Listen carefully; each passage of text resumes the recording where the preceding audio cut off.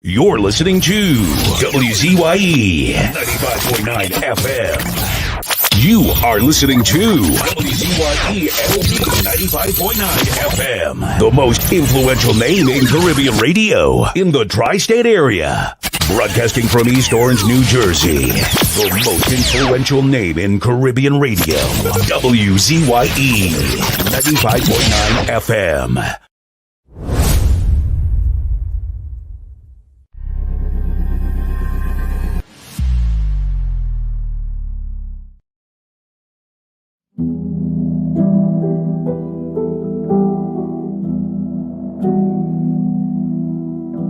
Do not categorize the blessing by colors. It is not the colors you need to watch. It is the character. Watch out for the character. I'm going to tell you that there are three basic types of people that you will interact with if you are a child of destiny. Can I share this with you? The first group are confidants. Confidants. You will have very few of them. Confidants are those people in your life who love you unconditionally. They are into you. Whether you're up or down, right or wrong, they are into you. They are in for the long haul. If you get in trouble, they get in trouble with you. They'll come see you in the jailhouse. They'll come get you out the crack house. They're confidants. You can open up and share anything with them. You'll never inherit your kingdom until you find your confidant. You can't be David till you find your Jonathan. Having a good confidant is the key that unlocks the kingdom, because you were raised outside the gate and God's going to cause you to reach over the wall. You got to have a confidant behind the wall who can mentor you for what God is going to do next in your life. The problem with most people is that everybody they run around with is under them. And so you are forever feeding people who can't feed you. And after years of feeding them, they begin to drain you. You got to have somebody who can feed you so you can feed somebody else. Oh, y'all don't hear what I'm saying. Am I talking to anybody in here? You need the confidant then. The confidant is those few people that come along in your life that are for you. They are with you. They are intimately intertwined in your life. They are there to make sure that you reach your destiny. They will confront you. They will get in your face. They will get in your business. They will tell you when you're wrong because they are confidants. If you have two or three of them in a lifetime, you are a blessed person. Without them, you'll never be who God called you to be. You need to find your confidant. Number two, the other group are your constituents. They are not into you. They are into what you are for. They are for what you are for. They are your constituents. And as long as you are for what they are for, they will walk with you and work with you and labor with you, but never think that they are for you. They are for what you are for. And you have to know that, because if they meet somebody else that will further their agenda, they will leave you and hook up with them, because they were never for you. They were just for what you were for.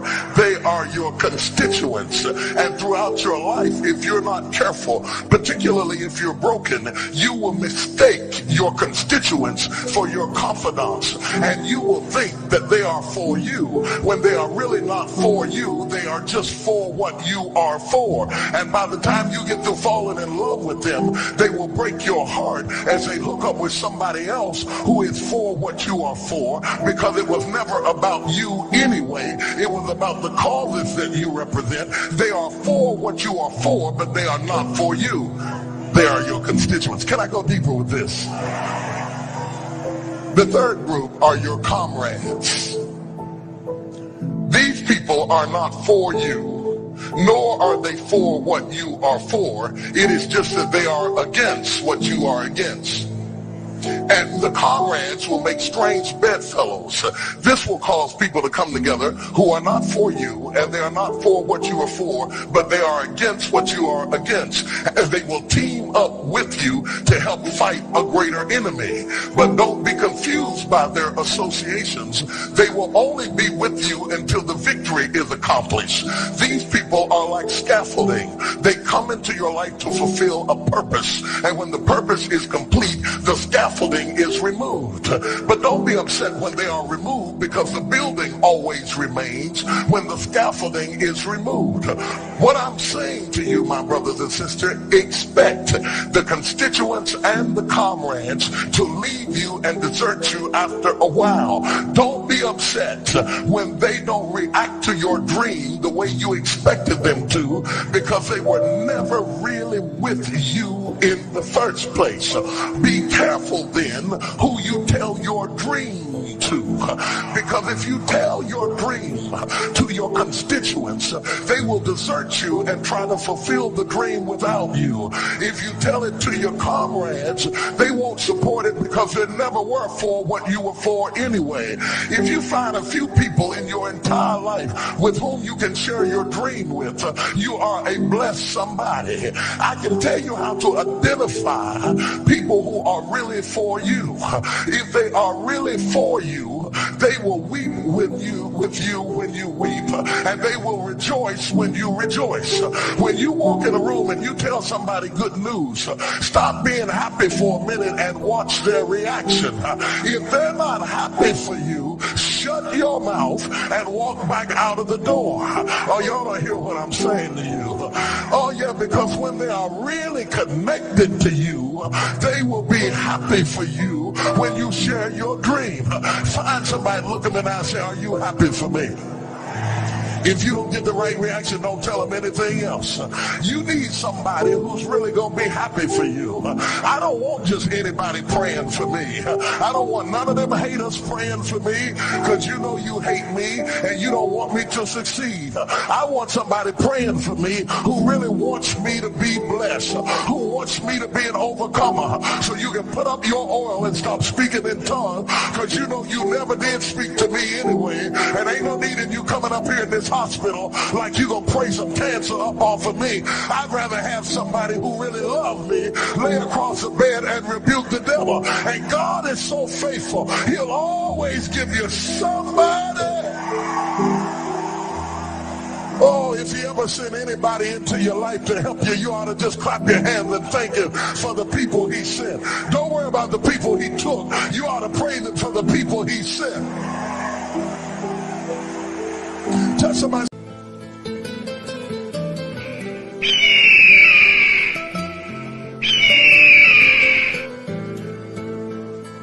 Don't be a parrot in life. A parrot talks way too much, but can't fly high. But an eagle is silent and has the willpower to touch the sky. Here's the 7 mentalities that we can learn from an eagle. Number 1, eagles fly alone at high altitude. Eagles don't fly with sparrows, ravens, and other small birds, meaning stay away from narrow-minded people, those that bring you down. Eagles fly with eagles. There's a saying that goes like this: people you hang around will eventually determine the person you become. Keep good company. Number 2, eagles have vision. They have the ability to focus on something as far as 5 kilometers away. No matter what the obstacles, the eagle will not move his focus from the prey until he grabs it. Meaning, have a vision and remain focused in your life. No matter what the obstacles and challenges you may face, don't give up and you will succeed.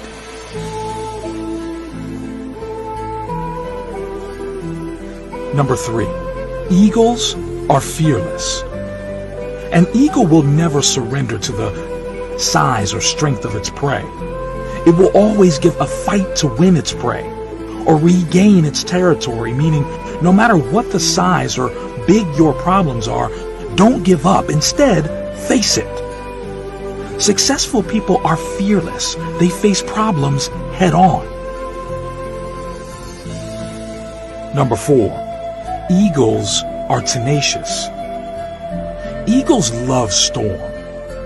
When clouds gather, the eagles get excited. The eagles use the storm wind to lift themselves higher. Once it finds the wind of the storm, the eagles use the raging storm to lift itself above the clouds.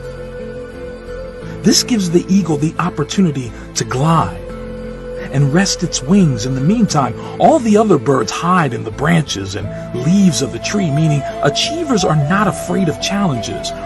Rather, they relish in them and use them for profitability.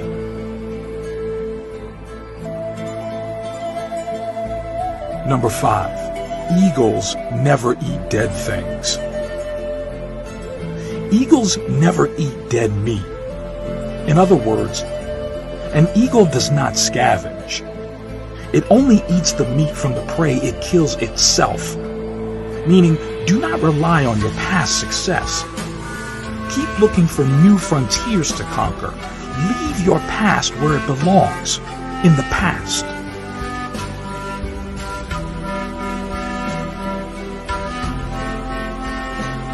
Number 6, eagles prepare for training. They remove the feather and the soft grass in the nest so that the young ones get uncomfortable in preparation for flying.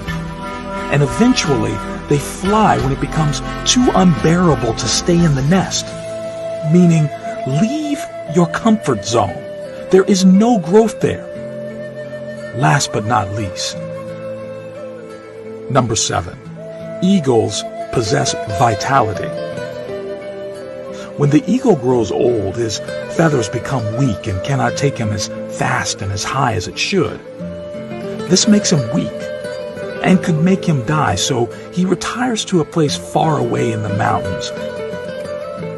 And while there, he plucks out the weak feathers in his body and breaks his beak and his claws against the rocks until he is completely bare. A very bloody and painful process. Then he stays in his hiding place until he has grown new feathers, new beaks and claws, and then comes out flying higher than ever before. Meaning, we occasionally need to shed off old habits, no matter how difficult. Things that burden us or add no value to our lives should be let go of.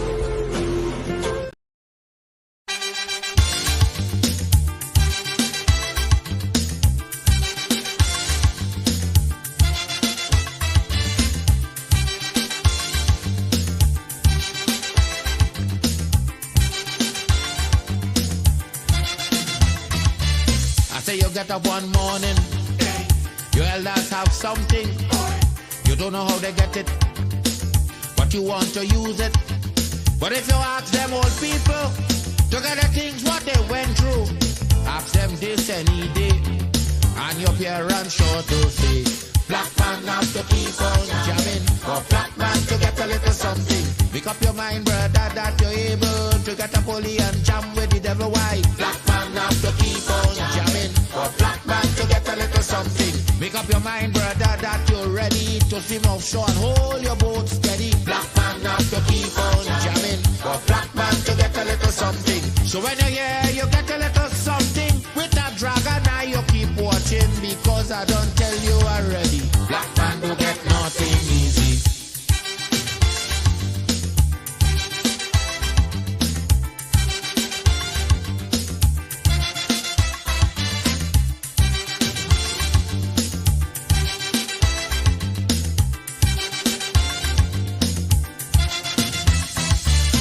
You get up one morning, and oil money running. How it come you don't know, so that it care how the thing go. But if they read about Uriah, they wanna find out the pressure. How we get so much old hell to get a penny from TLL. Black man have to keep on jamming, for black man to get a little something. You got to take up your own cash money, pay people for your own refinery. Black man have to keep on jamming, for black man to get a little something. Make up your mind to magician to make money out of scrap iron. Black man have to keep on jamming for black man to get a little something. So when you hear you get a little something, with that eagle eye you keep watching, because I don't tell you already, black man don't get nothing easy.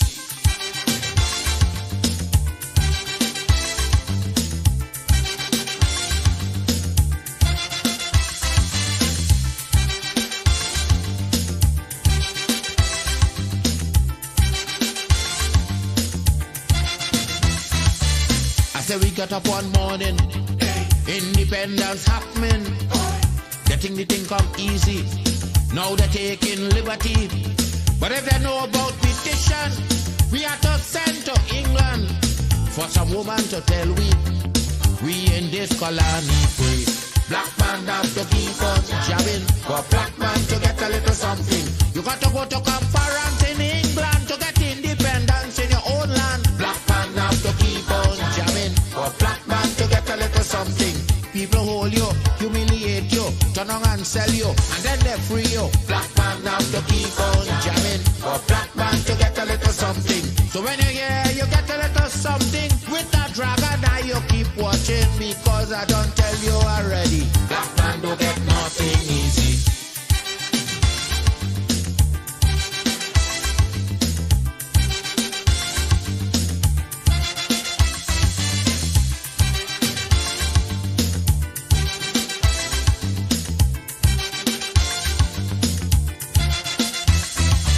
So when a black man gets something, he got to start thinking to get it there easy.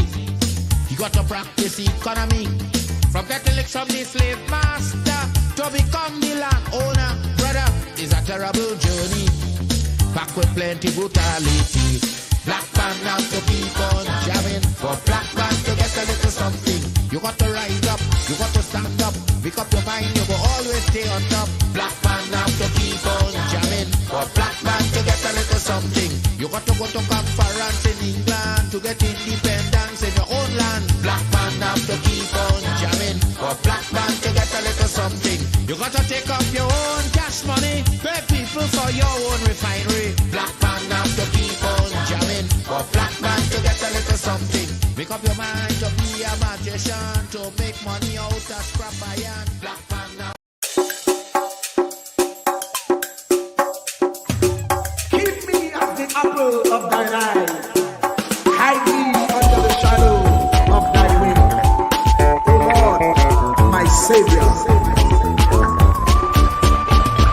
It's so hard to deal with personal struggle. So sad when you feel alone in your trouble. It's real hard when you want to talk to a brother. It's so bad because of how some look at you after. So Jesus, come and be while you fix it. Come and be while you fix it. Come and be while you fix it. Jesus, come and be. Come and be while you fix it. Come and be while you fix it. Come and be while you fix it. Jesus, come and be. Cover my head. Satan want me dead. Cover my back from human attack. So Jesus, come and be while you fix it. Come and be while you fix it. Jesus, come and be while you fix it. Jesus, come and be. People see you smile, but don't know the hurt that you're feeling. Even as God's child, at times your heart does be bleeding. Where can you go when you're really looking for healing? Who know how to flow when your soul needs some restoring? So Jesus, come and be while you fix it. Come and be while you fix it. Come and be while you fix it. Jesus, come and be. Come and be while you fix it. Come and be while you fix it. Come and be while you fix it. Jesus, come and be. Cover me home from evils unknown. Cover my feet so I'll never retreat. Oh Lord, cover me while you fix it. Cover me while you fix it. Cover me while you fix it. Jesus, cover me.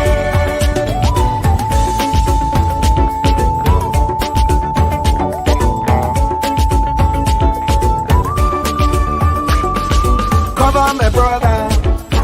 Cover my sister. Them who under pressure.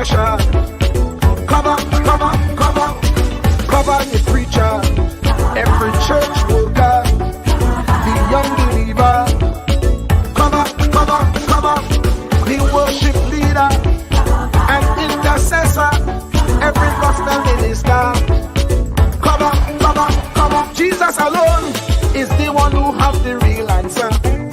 The one on the throne is the true and loving Father. He will hold your hand and keep you from going under. He will make you stand and let you know he's a fixer. Cover me while you fix it. Cover me while you fix it, Jesus. Cover me while you fix it, Jesus. Cover me. Cover me while you fix it. Cover me while you fix it, Jesus. Cover me while you fix it, Jesus. Cover me.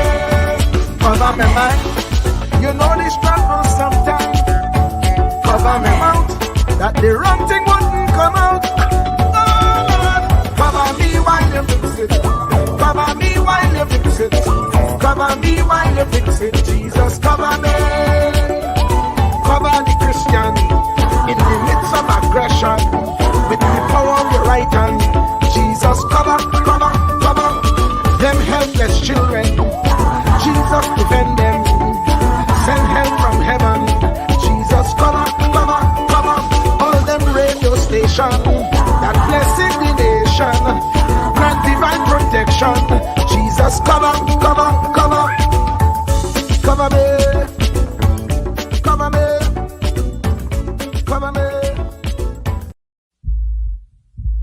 Truer words were never spoken. The less you associate with some people, the more your life will improve. Anytime you tolerate mediocrity in others, it increases your mediocrity. An important attribute in successful people is their impatience with negative thinking and negative acting people. As you grow, your associates will change. Some of your friends will not want you to go on. They will want you to stay where they are. Friends that don't help you climb will want you to crawl. Your friends will stretch your vision or choke your dream. Those that don't increase you will eventually decrease you. Consider this. Never receive counsel from unproductive people. Never discuss your problems with someone incapable of contributing to the solution, because those who never succeed themselves are always first to tell you how. Not everyone has a right to speak into your life. You are certain to get the worst of the bargain when you exchange ideas with the wrong person. Don't follow anyone who's not going anywhere. With some people you spend an evening. With others, you invest it. Be careful where you stop to inquire for directions along the road of life. Wise is the person who fortifies his life with the right friendships. If you run with wolves, you will learn how to howl. But if you associate with eagles, you will learn how to soar to great heights. A mirror reflects a man's face, but what he is really like is shown by the kind of friends he chooses. The simple but true fact of life is that you become like those with whom you closely associate, for the good and the bad. Note, be not mistaken. This is applicable to family as well as friends. Yes, do love, appreciate, and be thankful for your family, for they will always be your family, no matter what. Just know that they are human first, and though they are family to you, they may be a friend to someone else and will fit somewhere in the criteria above. In prosperity, our friends know us. In adversity, we know our friends. Never make someone a priority when you are only an option for them. If you are going to achieve excellence in big things, you develop the habit in little matters.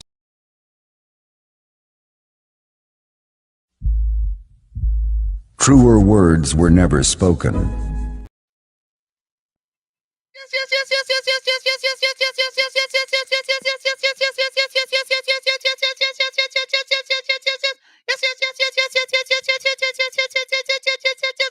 Let me say a special hello to all the WZYE 95.9 FM listeners, of course, ladies and gentlemen. It's no other than individual the DAT Triplets on WZYE 95.9 FM, and of course, ladies and gentlemen, We come to you every Tuesday, Thursday, and Saturday from 7 to 10 p.m. That's Tuesday, Thursday, and Saturday from 7 to 10 p.m. And of course, ladies and gentlemen, you know what we say when you come into the village, we originate, we don't imitate. Doesn't matter what color t-shirt you wear. You have on a purple t-shirt, you have on a white t-shirt, you have on a maroon t-shirt, you have on a salmon t-shirt, you have a salmon t-shirt. Each and every one is welcome in the village with the DAT Triplets of WZYE 95.9 FM. And of course, ladies and gentlemen, it doesn't matter what planet you're from Mazatanians, Venerians, Sonarians. Each and every one is welcome in the village with the DAT Triplets on WZYE 95.9 FM. Let me try something a little different here. I want to play this right now. So listen to this one. It have our place, WZYE, where they treat you like friends and family. So if you're looking for a place to belong, going WZYE, you could come along. If you have haste, come with me. We do have DAT on WZYE, Santa Medite.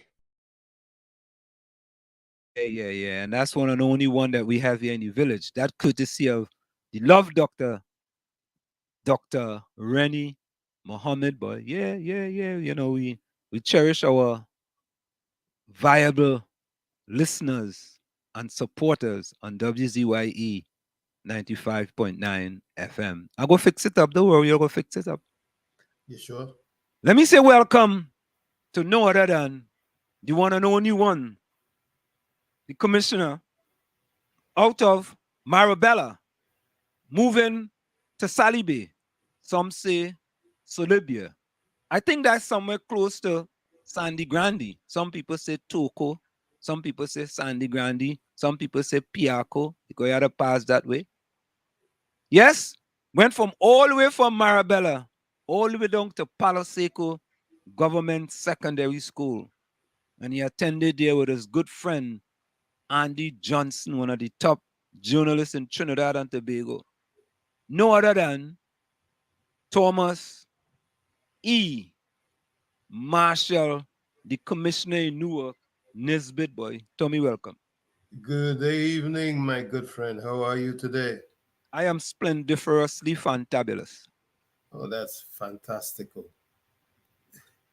I had to go like I'm from Venezuela there. Fantastical. Yeah. Full 100. Full 100. So what's shaking? Tommy, there's never a dull moment in Trinidad and Tobago. Well, and I want you to see what I have up in the back there, Tommy. Chief Secretary removes colonial dress code at the THA building. Right? And Tommy, when that happened, I said, transformational. Thank you very much, Tommy. And I said, Dr. Chaos is a transactional leader. Right? You know, Tommy, you see the same thing here? We're going to get into it a little later. This same thing here, with this dress code, there was a situation that happened either yesterday or today. I think it's yesterday, with a gentleman. And they didn't want to deal with the man because he had on a short pants. Not in Tobago.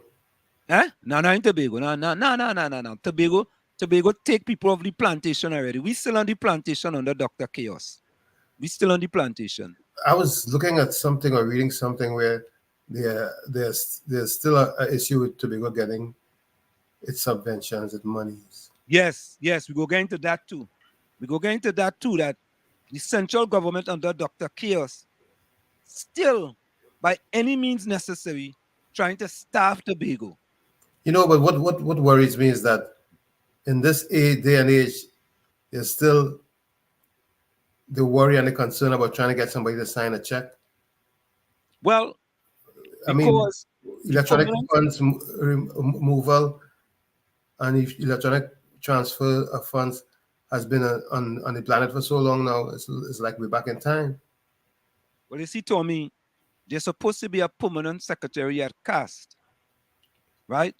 And due to the problems that they have, where there was some sort of nefarious behavior, let me put it that way, right? And the person was suspended by the Public Service Commission. I think it's the Public Service Commission. And people can correct me if I'm incorrect. Right? And they're waiting for that person's replacement. So why this whole thing smells to high hell? Tell me why you tell me, I tell you, you're too intelligent. You know? You think so? Yeah, I tell you, you're too smart. Well, too smart as girl smart. Too smart as girl smart by one smart, you know. What about three smart? I know what you smart, but I know one smart is not smart, too smart. All right, yeah, but you know, Tommy, there is nothing else to say that. And plain talk, bad manners. You may not like it, but it's facts. Since the PNM lost in Tobago, the only way they could try to make the THA look bad under transformational leader Fali Chavez Augustine is to stifle them. Frustrate the people. Frustrate them. It's like they're punishing the people for voting them out. Correct. So they go, and because they're the central government, they could do as they please, you know. And they can't. No, they're not supposed to be able to. They're not supposed to, but they could because they're the central government. You remember? With shenanigans, they can do it, but they can't do it legitimately. Correct. But shenanigans they're using in order to do what they're doing now. That's what they're doing. You remember when Dr. Kies was talking about a chief administrator and Fali never tell him and was all a lie? Was that a big fat lie? Right? I hope the people in Tobago are being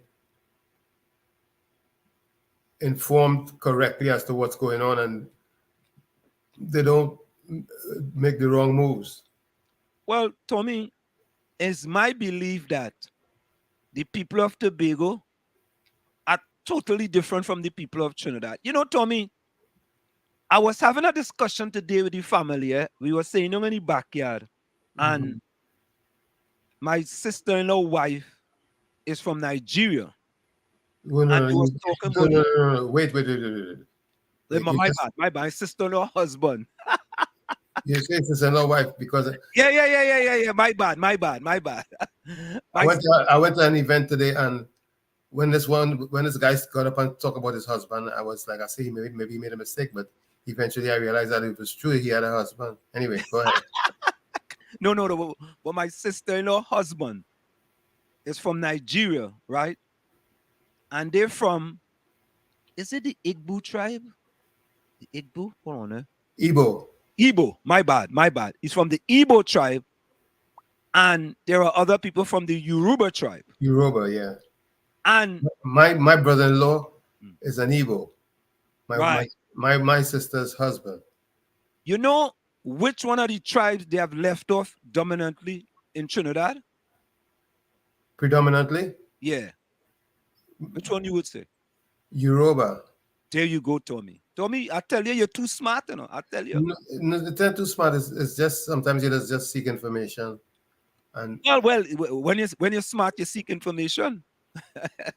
Right, Tommy? And yes, Tommy, when I looked up the definition of these people, they are very laid back. Like, not much just bother them. And I was talking to my sister-in-law husband. He said, yeah, right? The Igbos are more aggressive. And True. They don't sit down and take anything just like that. But the Yorubas now, them, well, some people say Yoruba, some people say Yoruba, right? Them now, they're very passive. Just take anything you get them to take it. If you tell them the sky green, hey, the sky green, boy. You understand? Mm-hmm. And that is what we have predominantly in Trinidad and Tobago. Yep. And we just take anything they give, we just take it and make excuses for it. Yep. I remember many, many moons ago, Jamaican friends used to make derogatory statements about Trini Boy and them. And I used to be upset. But when I really analyze the situation, I say, you know what? They were on point. They were on point with some of the derogatory names they used to call us because of our attitude. Yeah. But when you go to Trinidad and you try to discuss certain things with certain people, they say, well, what are you going to do? I say, what? Yeah, what are you going to do? What are you worrying about it for? So What we tomorrow gonna do? is stink and dirty. What's wrong with you? You understand? When I could go stink and dirty.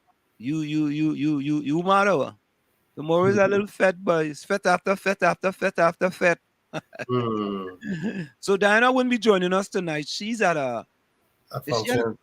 she's at a function and she wouldn't be joining us tonight. I don't know if she's gonna log in or what, but she's not gonna be joining us tonight. So yeah, Tommy, I find that to be very interesting that our people are we are passive people. People may not want to admit it, but our passive behavior is detrimental to us. Very detrimental. Because maybe Tobagonians are mostly Igbos. Maybe you know what? I go look up that and see if that's what it is. Because there might be a lot of Igbos. Yeah, absolutely. Because them that stand up. Yep. Them that stand up and Tommy, that is why the PNM government is treating them the way that they are treating them now, because they stood up for them. I mean, with it's like how West Indies they make the World Cup. Just imagine in this day and age, West Indies used to be the best cricket team in the world, and West Indies could barely beat Netherlands and Scotland. It's like he went from the head of the class to the tail. Yeah, that's supposed to be like in football. Netherlands could beat we and Scotland could beat we. But in cricket, cricket, and that's what's going on here, right? The central government treating Tobago like they're the West Indies cricket team. You understand? And that is sad. And many people, the Tobagonians standing up, but many people in Trinidad talking about, well, they're doing this and they're doing the other, and Tobago could fix that once and for all, no? Yeah. They just had to take them seats east and west and let that be their bargaining chips. Yeah. For the governance. Yeah. So let's go to the village. Let's go to the chat. We had a little change tonight. Takesha was in first. Takesha said, good night, everyone in the village. Yeah, Takesha, welcome. Takesha says, Anselm, good night. Of course, I get my emojis. She says, good night to Diana the Storm. Diana get her purple emojis. Yep. Tommy get his blue emojis. Tommy, good night. Good night, Kish. And thank you. You and will always be a village sweetheart. Nadia, Rose, Carice, Lana, Judy, Erica, John, Victoria. Oh, and I have a little bit of news to report. A little bit of positive news to report too as well. Albert, Ulrich, Ken, Rennie, Vonnie, Ellis, Hailey, Rajvi, Tropics, Kapiza, good night from Takesha. Takesha says only love in the village, no room for hate or negativity, just love. Yep. And Tommy, Takesha, you're partly responsible for what the Ministry of Education had to put out. With regards to the letter, Takesha, we taking credit to Takesha and the fellow who video that we play here. Oh, yeah. Right? That we play here. They addressed it fully. They addressed it fully. So Takesha, you are speaking truth to power. Right? So that's what it is. We all we want to do is the betterment for the country. That's right. And that is betterment for the country, because them poor people, I'm saying it, them poor people who can't afford them fees and they're sending them kids to them prestigious school. They can't afford it. And people say, but why you don't put them on a plan? What a layaway plan? Watch now. Yeah. But in Trinidad, it's anything we just take in Trinidad, And making excuses. And that's the worst part of it. People say, well, if you can't afford it, don't worry. The school could give you could pay it monthly or you could pay it quarterly. Serious? The fee is not supposed to be there in the first place. But I really, that's one thing that they dealt with. I want to see how they're going to deal with the palatax issue. Tommy, listen to this. It's interesting that you bring that up. A radio host said that a minister in the Minister of Finance tell him that what I post was fake. Right, Tommy? So, Tommy, if I post something fake, won't you put fake on it and put it all over social media so that fake news don't spread? Like I would like them to make a statement denouncing or disputing or should I say I'm trying to find the right term where they would make a statement that would No, denouncing it and saying it's fake news. so that if it comes up that one is being charged for a parlor in their home, they can put it forward and say, hey, this this is what we were led to believe, but they wouldn't denounce it because they know that what you're saying is sensible. But tell me, why wouldn't you denounce it? You could always denounce it and hope the people forget. No, because they know WZYE is going to be around to hold their feet to the fire. Oh, correct is right, Tommy. Correct is right. Correct is right. You understand? And Tommy, as you say, hold the foot to the fire. I have another one too, with respect to Mova Lavantil Secondary School. I have another one, right?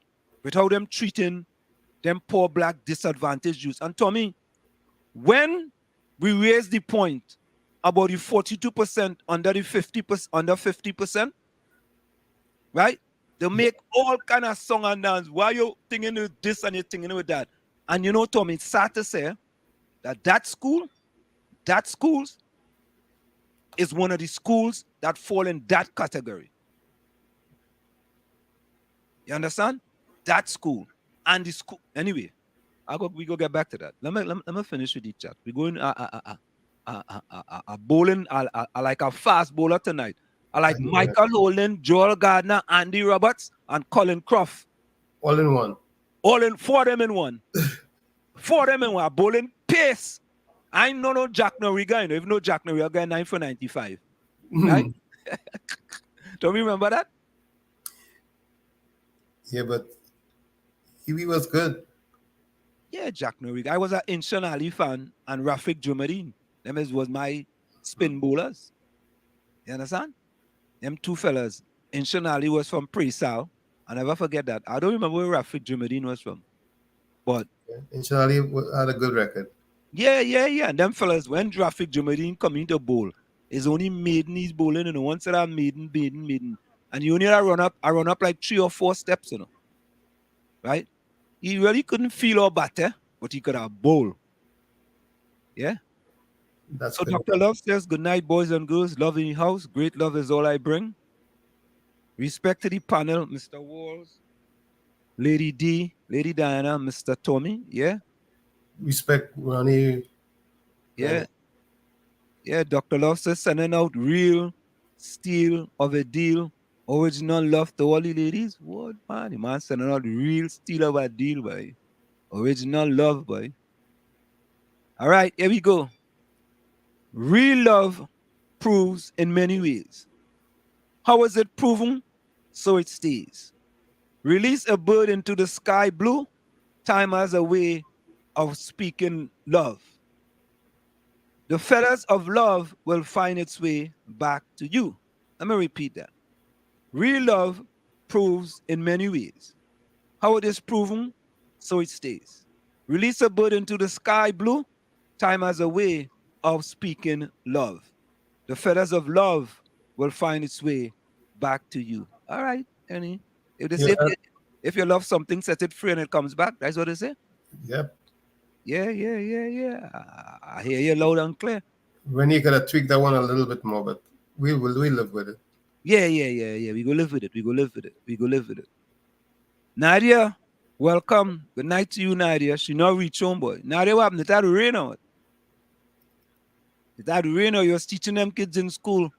Getting them some post-SEA help. Post, Yeah, good night, Ansem. I get some blue emojis tonight from Nadia. Good night. I get some red ones tonight. Hey, good night, Nadia. Yeah. Diana Benskin get the usual. Yeah.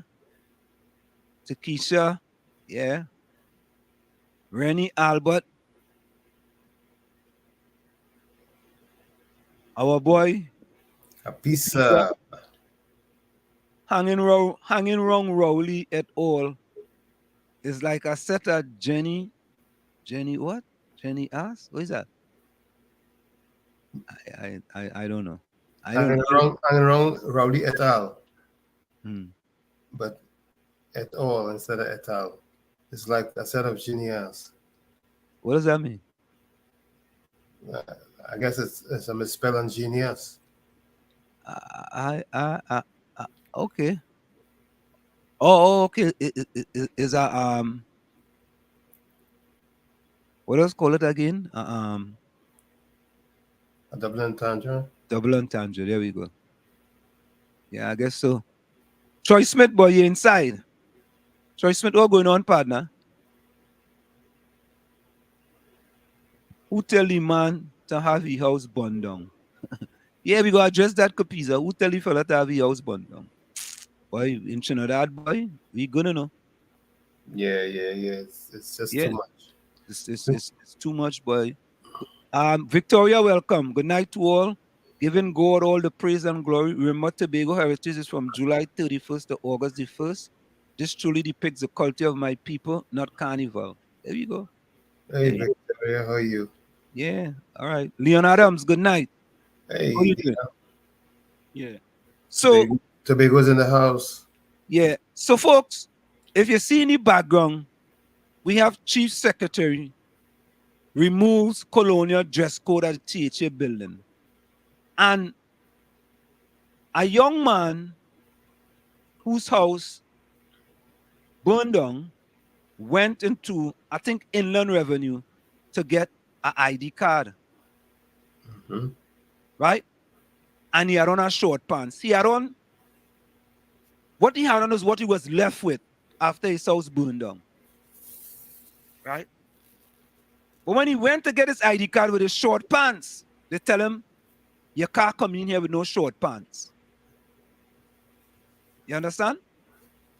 And I've said it previously, and that's why I put up, Chief Secretary removes colonial dress code at THA buildings.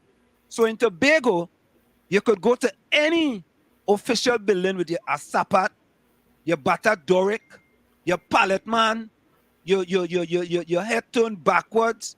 You know, I guess if you want to go in a swimsuit, you could go in a swimsuit too. You know, it's amazing. I was just talking to a friend of mine yesterday, and he told me he took someone to pick up their passport, a young lady, and she was wearing a summer dress. You know what summer dress is?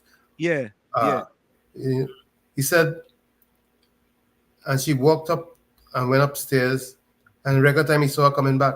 So he said, "What's the matter?" She said, They told me I can't come in here with that dress because, you know, it's like it has the straps to shoulders now. Why? He said it was a long dress. He said it thing long down to she way down. Dr. K.S., are we on the plantation, boy? Massa, they ain't done. He told me he had to take off his shirt and give her to put on over. Can you imagine that, Tommy? In 2023, boy? And them people and them sitting down there and taking that gesso. Let's listen to the man. Let's listen to the young man. Inland Revenue, Ministry Revenue building right now. Victim. Everything has burned down. I don't have no clothes. I still dress a little appropriate to get into the building to pay $20 to get my ID to access my funds in the bank. These people telling me I cannot enter. That I had to go and dress. With that little woman inside here, we don't want me to go and thief clothes to come in here? This is crime in this country. That's total chaos, that's dotishness. And then they will want to send the security to have me removed, right? Then they will want, this is the woman here. Then they will want to send the security. That's madness. I don't have no clothes, my house burned down. This is all I have. All you can't accept my money is the ID I trying to access to get to the bank, to get my funds in the bank. These people ought to be crazy. I know you. No, don't tell me I can't record right now.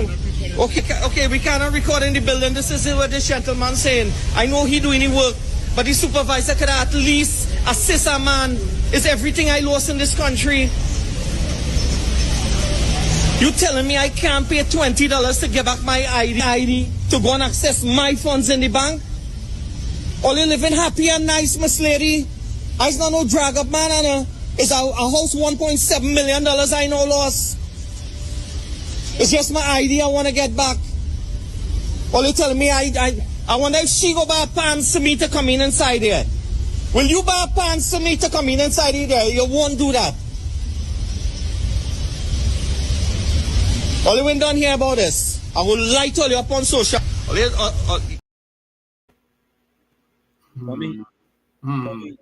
I spoke about that weeks ago when I talked about the transformational leader that Fali Chavez Augustine, right? And on the next day, the public administration minister said, this is an article in The Guardian, says dress code not high on the agenda. The public administration, the Minister of Public Administration is Alison West. And I'm going to read now from the article. It says, unlike their Tobago counterparts, members of the public in Trinidad outfitted in slippers, sleeveless tops, or short pants will have to wait a bit longer to access public offices. According to the Public Administration Minister Alison West, while efforts were ongoing in relation to public service reform, dress code was not high on the agenda. So, Tommy, you see in Trinidad, we want you to stay on the plantation for as long as possible, right? Because dress code is keeping us on the plantation.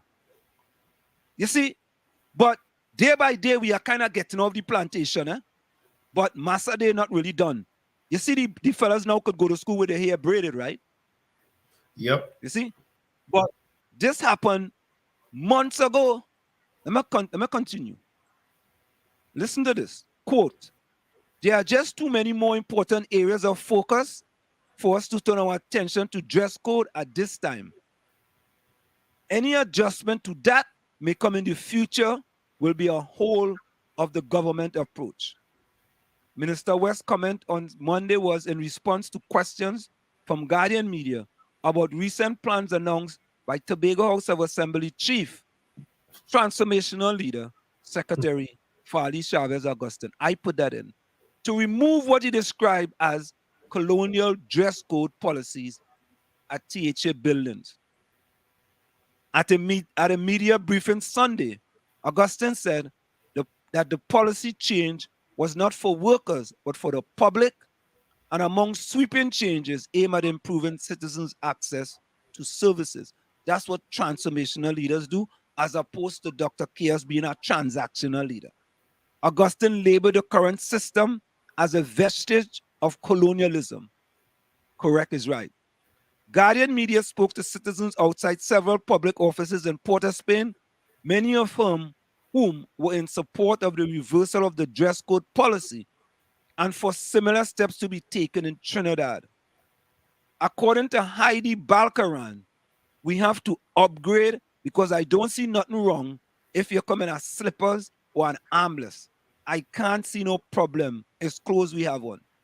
A woman outside the Ministry of the Attorney General and Legal Affairs said we could go with our slippers, little sleeveless. I really can't understand why we have a problem. You see, Tommy? So, you know, it goes on and on and on. And the slave master mentality, the plantation mentality is alive and well under this current government. Yep, we take the chains off your feet, the shackles off your feet, but not off your mind. Well, we take it off your feet and we put it on your hands. It stay in your head. Yeah, correct is right. You understand? You going to get a simple thing as that. You ought to put on a long pants to go and get ID, boy. I guess they had to snap down by your feet too. Tell me what kind of madness it is, boy. In it. I mean, boy, I don't know, boy. I used to want to be convinced that Trinidad is a real place. Trinidad is not a real place. Sorry, Mr. Prime Minister, Dr. Chaos. Trinidad is not a real place. It's not a real place. To get an ID, and Tommy, I know people that's come with stories, right? But if you come with a story like that, I had to think twice about it. You know what? Maybe I could bend the rules for this one, right? So if you had to go and maybe borrow somebody long pants, right? Maybe somebody outside you think could just take off the pants, stay in the jockey shorts, and game the pants so you could go in and fix up your business. I wonder if you could go in with a dress. Yeah, you could. Maybe you could go with a dress. Maybe you get you faster. Yeah. If I was here, I'd go and try to get a dress somewhere and go in and see what happens. They can't stop him if he come with a dress. Once it's in sleeveless. Tommy boy, I don't know, boy. Tommy. But just not so long ago, the police used to wear short pants. Were they out there just go with short pants? Yeah, but Tommy, we have people in power. Don't have the testicular fortitude of saying this, and we're going to go for a break after this.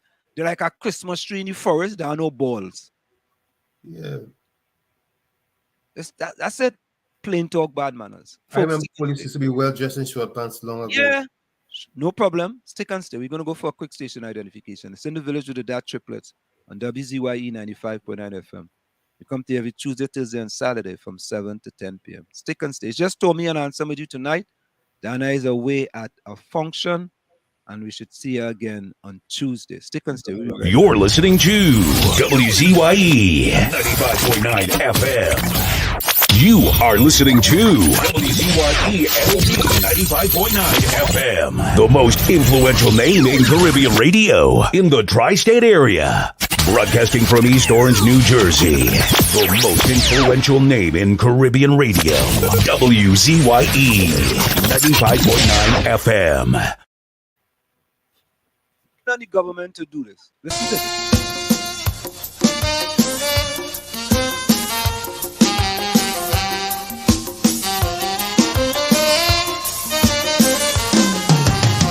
Think it over, think it again. Listen, if all of you are shorty, chalk dust, any one of them tell them what George say. Think it over, think it again. I sit down listening to my radio. They say they're going and jam some calypso. They say they have something brand new from Shorty. So I sit down patiently listening to he. But when I hear the man start back talking preacher, and then he start to diss up at Jala, is when I hear he start calling Iwa George name. I hold my head and start to ball, not my name again. 3 years ago he say, Iwa, you singing Tata. Last year he come back with the same Tata. It look like Shorty I running out of lyrics, and he want me to teach him a few new tricks. I is the man who sing boom boom 3, 4, 5, 6 times, and every time I sing it the people does whine. The Shorty never used to treat young guys so not so crude. I way that teach him how to gamble and eat some food. Think it over, think it again, Mr. Shorty. Think it over, think it again, Hail Selassie. Think it over, think it again, cause everybody knows I could sing so the party side of me. That is how I does maintain my family. Think it over, think it again, Mr. Chalk, just think it over, think it again. They're trying to tell people I cannot sing calypso. It's only boom boom and do the Iowa, I know. But I's the man who sing times hard, let us work harder. 2 months later the bank come to take my car. To be a Kaisonian, you have to make fast money. Money for vitamins, you have to eat healthy. You have to drive good car, not no jalopy. You can't come in town looking hungry. You have to remember you is a role model. And anywhere you go, people will look up to you. That kind of lyric shorty, I them want me to sing. Like they want to see me eating from the dustbin. Think it over. Think it again. Mr. Shorty, think it over. Think it again. Hail Selassie, think it over. Think it again. Cause everybody know I could sing Kaiso, the party side of me. That is how I just get walk in Miami. Think it over. Think it again. Think it over. Think it, I say. Think it again. Pling, pling, pling, pling, pling, pling, pling, pling. I hear my telephone ring. When I say hello, it's Pelham Goddard calling. He say, I'm looking for a shorty. Last year he record, he has some money for me. I hear a people and I say, hello, it's Kenny. Songing like if he have a pain in his belly. He and all want a number for the ras. Cause he find he playing up in the ras. All them songs this man sing to bad talk me. He never paid the studio no money. I don't know why he don't trim that hair on his head and brush his teeth and pee and go in his bed. Think it over. Think it again. Think it over. Think it again. Iowa George. It's over. Think it again. Iowa. Think it's over. Think it again. Listen, it's about a Kaisonian who talk to and all. I want to hear the stories. Are you ready to hear the stories? Let me go. Think it over. Think it again. Come in. I know all them Calypsonians listening, and everybody just shoo-shooing. They're listening to see if I put their name in my song, because it have other Kaisonians who fight me down. It have one working in the cultural ministry. Every song he sing is the same melody. He gets some doctorate quite up in Michigan, trying to say I giving Kaiso bad injection. But when I hear he say merchant strip Kaiso heart, and Winston Stevens just tear Kaiso apart. Look, Chuck, just let me tell you something, and it know this. You need to see a musical psychiatrist. Think it over. Think it again. Think it over. Think it again. Iowa Georgia, ladies and gentlemen. Huh? Think it again. Iowa. Think it over. It are more people in. All ready for them? Are you ready? Carnival Sunday night, I went to the Marsh Grass show. Them back in Brother Marvin, I back in Crow. When I hear Tiger is that this in this point boy name, I say like this big fat woman ain't had no shame. I could remember the last time she made money. She and she sisters was riding a donkey. So don't try to make people feel Iowa is a fraud when you worship my music like if it's your God. I know things hard and you want to eat. Everybody want to look nice in the street. Tell Tigeress if she want to make her come back. Don't try to take no ride on Iowa George back. Think it over. Think it again. Think it over. Think it again. Think it over. Think it again. Come back, Iowa. I say come back again. Back to the story around Shorty. Are you ready for it? Shorty I is a spiritual fella. Everybody know the man reading the scripture. I don't know what books he reading in Peparo, but if it's the Bible, he's supposed to know. Jaja say leave all judgment up to he. He take it on his own and started to judge me. I don't care if he tell people Iowa is a louse. I know no bank coming back to take me home. Think it over. again. Think it over. Think it again. Think it over. Think it again. Think it over. Think it again. Iowa Judge, come back, Iowa. One more time. Think it over. Think it again. They're trying to tell people all I just sing is crap, but I know everybody here know better than that.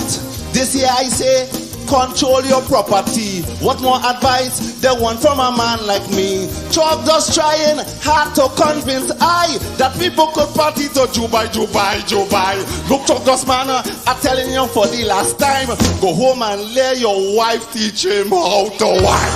It's over. It's again. It's over. It's again.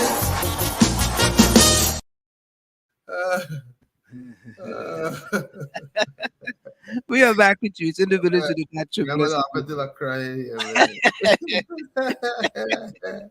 Oh God!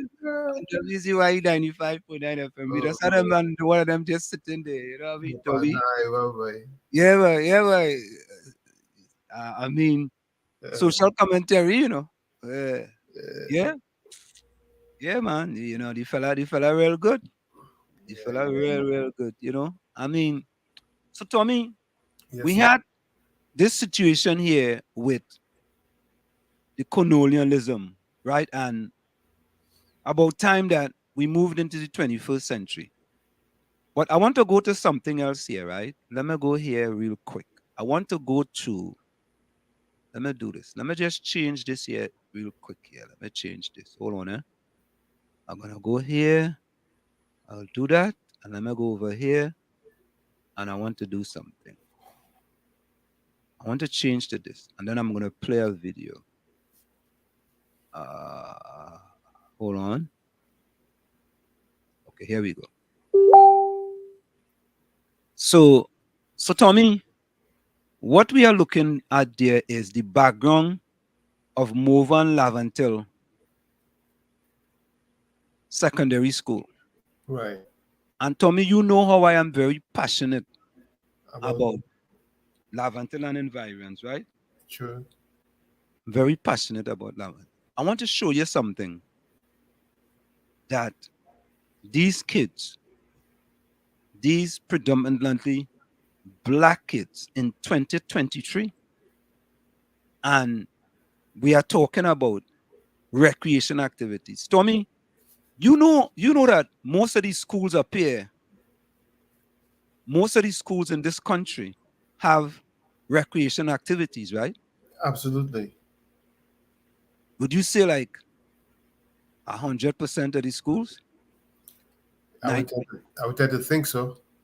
Right? They have recreational activities because they believe that is very important part of a kid growing up and being able to do some type of recreational activities. As a matter of fact, my son went to boarding school and you had to take, it was required that you have at least one recreational activities during each semester.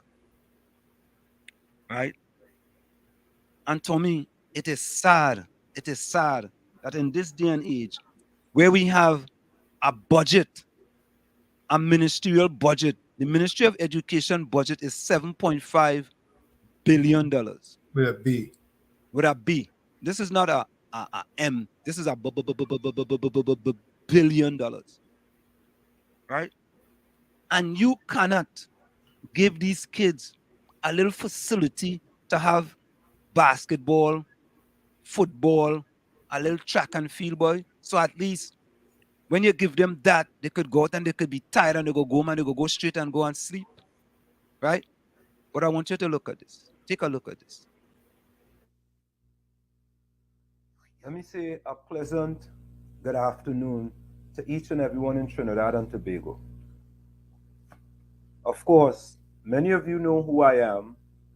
I am a person who I lived in Schumacher Claventil, building 1 apartment 2-1, and I left Trinidad approximately 46 years ago. But Laventil, see this? Laventil is a place where allowed me to be in the position that I am today. And I am very passionate about Laventil and environs. And I had a part 1 with a video where I showed you about the field at that school there, Mova Laventil Secondary School. I'm not going to go through that one now. This is part 2. This is part 2 of how the Minister of Sport, Shamfa Kojo, the Minister of Education, Dr. Nyan Gasby Dolly, and the MP for Laventil West, Phil Gerald Hines. Yes, that abysmal failure of an MP for Laventil West. He was a failure in Mova Laventil East, and he failed his way over to Mova Laventil West. Yes, that abysmal failure, Phil Gerald Hines, the MP for Laventil West. Because this school here, this school, all you see the wall, I don't think it's been painted there. It hasn't been painted in years. But I want to show you all part 2. I want you all to see what the basketball court is like at Mova Laventil Secondary School. What the basketball court is like. And I want the Minister of Sport, Shamfa Kojo, the Minister of Education, Dr. Nyan Gasby Dolly, and the MP for Laventil West, Phil Gerald Hines, to see how you guys have poor black disadvantaged people, students in Mova Laventil can't even have a basketball court to get a little recreation activities. I want you guys to take a look at this. Take a look at this. Watch this.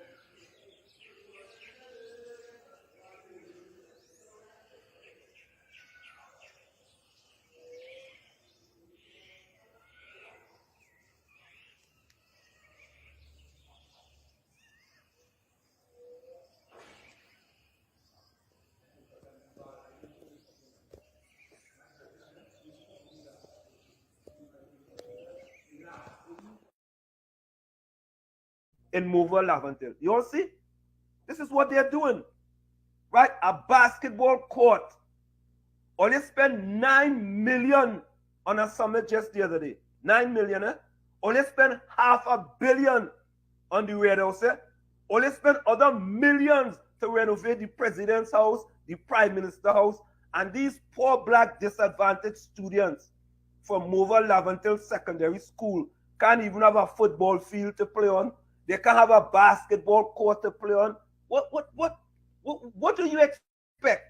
What is the future for these kids as far as recreation activities is concerned? Right? They have to go all the way over to Mova grounds in order to have any type of sporting events. Some of them might even make it over there. Right? What is it? What's really going on? Why is the PNM treating poor, black, disadvantaged people like this? Especially the people of Laventille and environs. Watch, look. What you see? That is the wall outside. What you see? People, I'm telling you all, it is time for you all to wake up. Stop having the PNM, especially this PNM, abuse all you like that. Stop it. There comes a time when you have to say enough is enough. And I'm not hoping. I know now that Shamfa Kojo, the Minister of Sports, Dr. Nyan Gatsby Dolly, and Phil Gerald Hines, the MP for Laventille West, gonna go up there now and make up some type of story as to why the football field had weeds in it, the basketball court have more iron in it, and the students can't even bounce a ball. The time has come.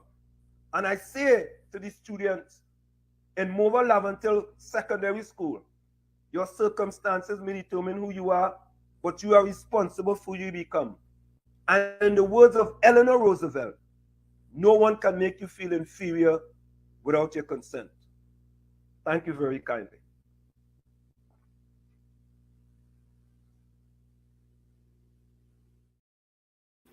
Now, why do those walls look like prison walls?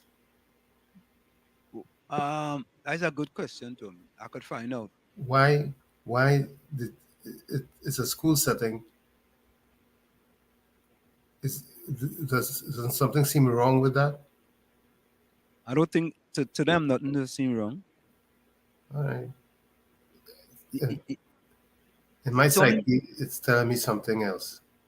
Maybe my mind is just working the wrong way. I don't know. Well, maybe I am missing something, Tommy. Maybe, or Tommy, I should stop wasting my time because the people like it so. Help me here, Tommy. Help me. Should I stop wasting my time because the people like it so? Has to be that everybody's good with it.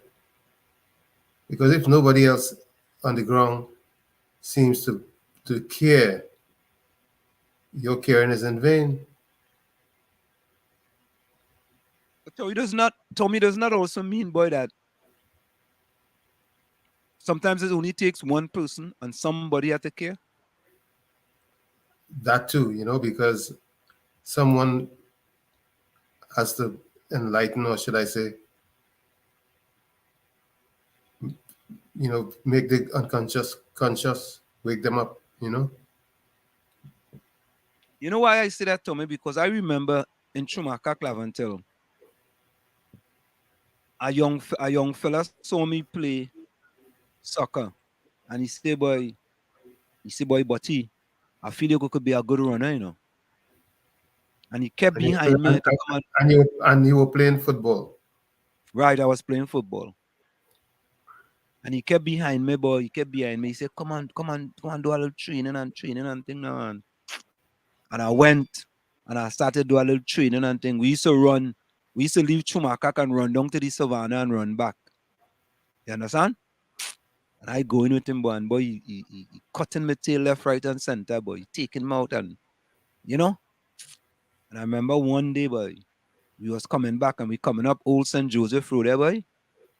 And I used to do a little training on the side when he didn't know, And I reached St. Joseph Road, just by the Eastern Main Road, where St. Joseph Road start, at the Eastern Main Road. I say, see today, boy? You returned the favor. Yeah, I go game some thunder today, but I pass him. When I pass him and I see your face, boy, he's shocked, because I couldn't pass him before, And boy, I finished in front of him that day, boy. Right? And from that day, right? About a few weeks later, we had a race in St. James. I never forget that, boy. We ran over Long Circular Road. Right? And They had a fella named Bowen. I'll never forget this boy. Bowen boy. He was the big star in Trinidad. Big star. And Tommy, me not no running shoes, I didn't have no running shoes, Wow. Sneaker. So I had a Doric, I bought a Doric. So I went and I warm up in my bata Doric and thing. When time come for the race, I take off my shoes and I go down and run barefoot. Me have no shoes. I accustomed running in the hot sun. No problem. So the coach say, and say, where you going? I say, me where I going? I going and run. He say, but your car go and run barefoot in the hot sun, the asphalt hot. I say, coach, up in my car is only barefoot. I just play football barefoot and thing. You know how much bus do I get?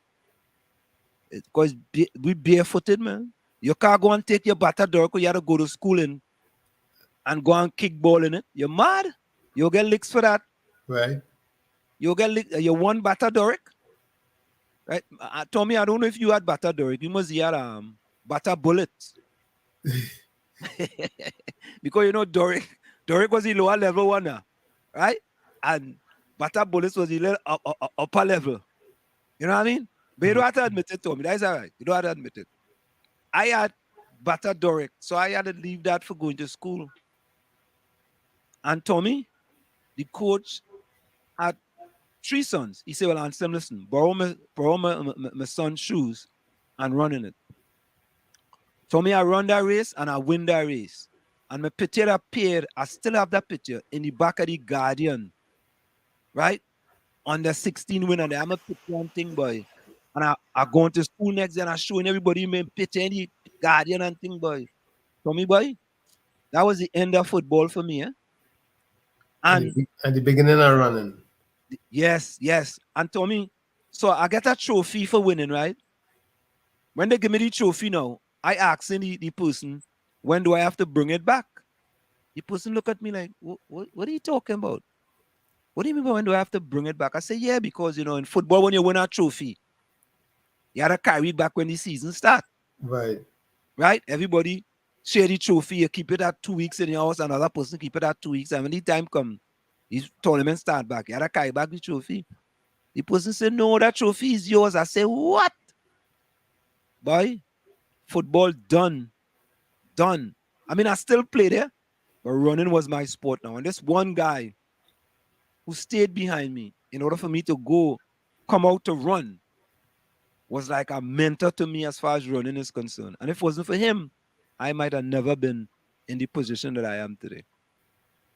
So that just goes to show you when Mova Lavantil Secondary School don't have a football field, don't have a basketball court, and the MP for that constituency, I call him Phil Gerald Hines.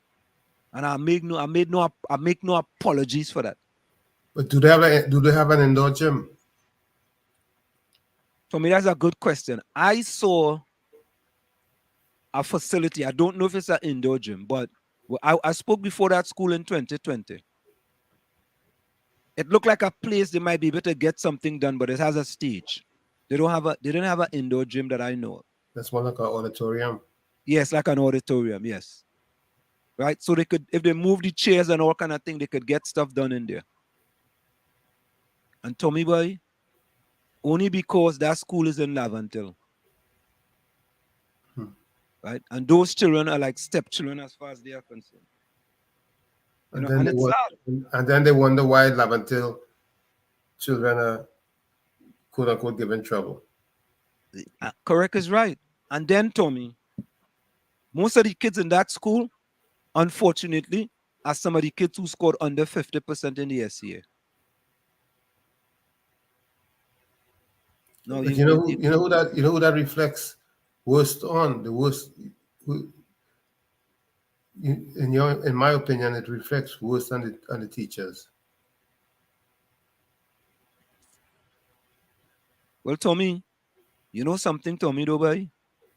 As a teacher, you might be just coming in there, doing what you have to do and get out when you're finished, Yeah, they're just doing the minimal. Yeah, you come in and do what you have to do and get out when you're finished.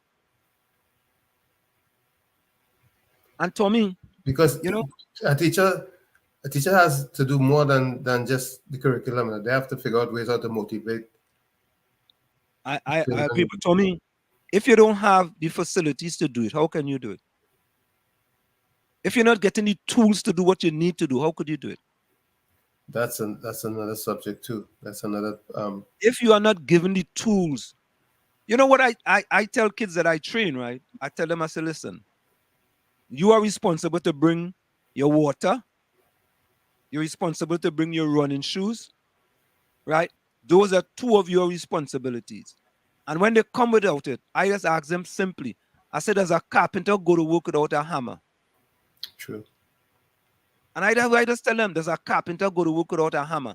And once I tell them that the first time, Tommy, most of the rest of the time, they are fully responsible now in order to, no, one other thing. A third thing is a running watch. They have to bring a running watch, they have to have water, and they have to have their running shoes. 3 things. And I tell them, if they come at any time without those, does a carpenter go to work without a hammer? You see, because what you mean with a stopwatch? Yeah, a stopwatch. They have to have a stopwatch. Many kids come to me with running, and they don't have a stopwatch. You know, I said, how could you be running? You don't have a stopwatch. You understand? But it's not that. It's that the coaches who are coaching them have the stopwatch, and they don't believe that the kid has to have a stopwatch. Right, but you want them to monitor themselves. Correct is right. There we go. Correct is right. I want you to be able, when I tell you certain things, for you to internalize that, right? And go out and execute it. Right. Right. So that is how I just help these kids. You know, I was talking to one of the kids today. Like I had 3 of them today. And one of the kids telling me, he said, Coach, you know the big difference now? He said, no, I understand pace, I understand how I could run the pace.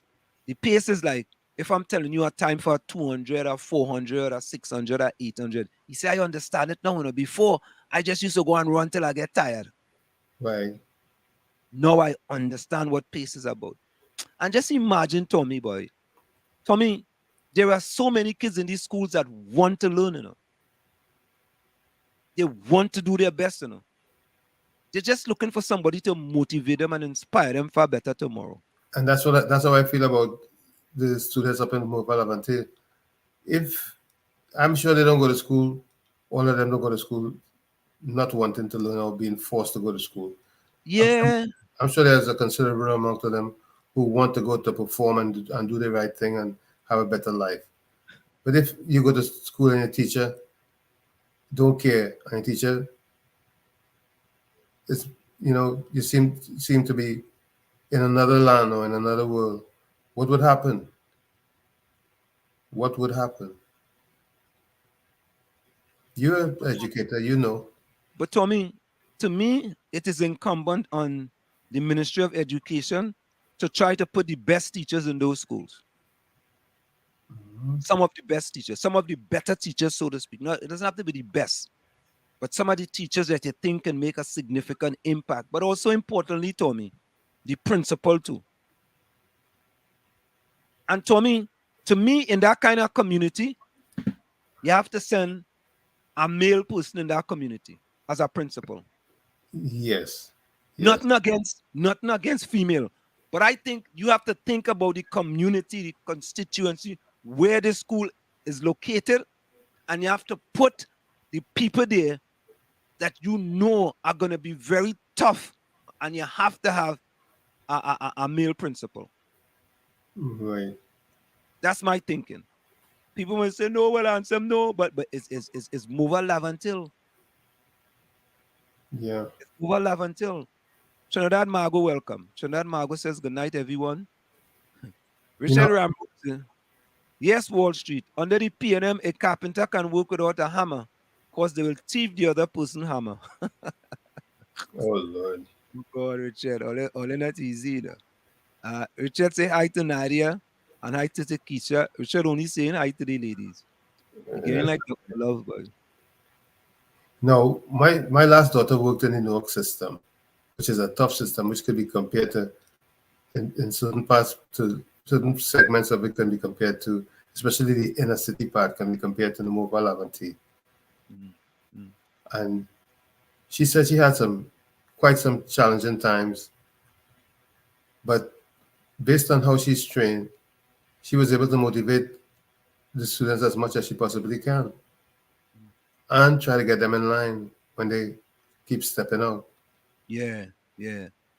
Now, Trinidad Margot, I have that video. Let me look for that video. And Trinidad Margot says, did you see the video of the teacher from Mova Laventil Secondary School? He's one of the dedicated teachers. He partnered with Marriott to get 5 of them jobs. Trinidad Margot, absolutely. I did see that. And let me look for it. And I'm going to play it because, as a matter of fact, the guy name is Stefan. Stefan is a kind of big guy on TikTok. Very big. He large. He have a large following. I've reached out to Stefan, right, in order to bring Stefan on the program to talk about things that he's doing in Mova Laventil, like Success Laventil, right? Reach out to him in order for him to talk about the things that he's doing. Let me look for that video. Yes, Tommy, there's a guy in Success Laventil School who have done things, and there's about 5 or 6 kids that actually he helped them get jobs at the Marriott, right? Which I think is a good thing. Let me look for that video. Hold on, I want to get that video. Yeah, let me see where I get that. Workers Bank. Yeah, this guy is doing good stuff with these folks here on let me see. Keith Rowley, Wassa. They're coming. There was a time when all the kids used to get summer jobs. I wonder if it still happens. They used to get summer jobs? You remember the days when the kids used to get summer jobs? My siblings used to. Really? Well, Tommy, what I used to do, I used to work 10 days. Oh, that's in Trinidad. I'm talking about up here. Oh, in this country? Yeah, because remember, we've been here a long time, you know? Oh, yeah. I always used to work up here in the summer. I always worked up here in the summer. I'm looking for that video.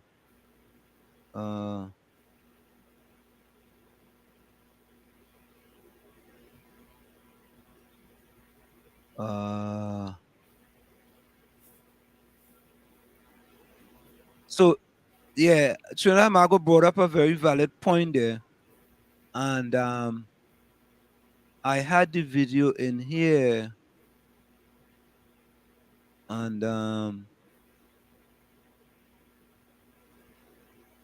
let me see if I search for it.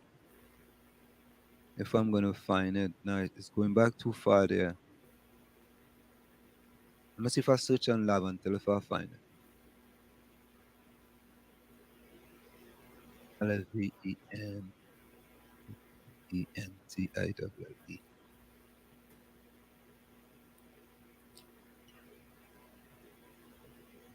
Okay, okay, I wonder if this is it here. Let me see if this is it. Let me see if this is it, right? I think I may have gotten it. Because... All right, guys. So Father's Day is quickly approaching. All right. I think I found and we are going to ask students who is their Mova Laventil male role model. So you all in charge, go around the school and find out for me, please. I'm busy. All right. So we are... All right. What we do, when we go for the break, I'm going to look for it. I'll find it. I just had to fix it up in order to play it. So yes, Trinidad Margot, we are going to play that video from Stefan. Stefan is doing great things in Success Laventil School. And we're actually gonna play, and I've been trying to get him on the station. Dennis G, welcome. Richard Ramroot. Diana is not going to be with us tonight. So she's going to be joining us again on Tuesday, but I could always send a message for her that you were asking for her, right? So yes, Tommy, that is the kind of things that we have going on in the communities, and I think we have to put more resources in those communities, not stifle the resources. So by not having a football field and a basketball field, it's just unacceptable. Unacceptable. And you know the sad thing, Tommy, right? All them people on them who call in the radio station and all kind of thing, you know, they will call and ask the PNM to fix that. They're good But with Tommy, it. let me go even further now. Let me go even further on that. Tommy, you remember the Palaseco Velodrome? Of course. You remember that? Of course. That's Tommy, where we had our graduation at the Velodrome. There was a, what they call it, the building. Oh jeez, I can't remember what you call it. But I know what you're talking about. Look at this, Tommy. Look at it now. yeah, you should see what became of Petrotrin, or what we call Guacara Park. But I think Louis said that they started doing something with it, but it became like that, just like that. After they shut down Petrotrin, everything went to hell in a handbasket, you know.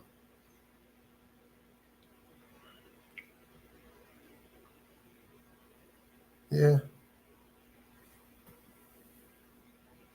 You see, there's the club, the sports club building. That's where we had our graduation from high school. And Tommy, we spending $500 million on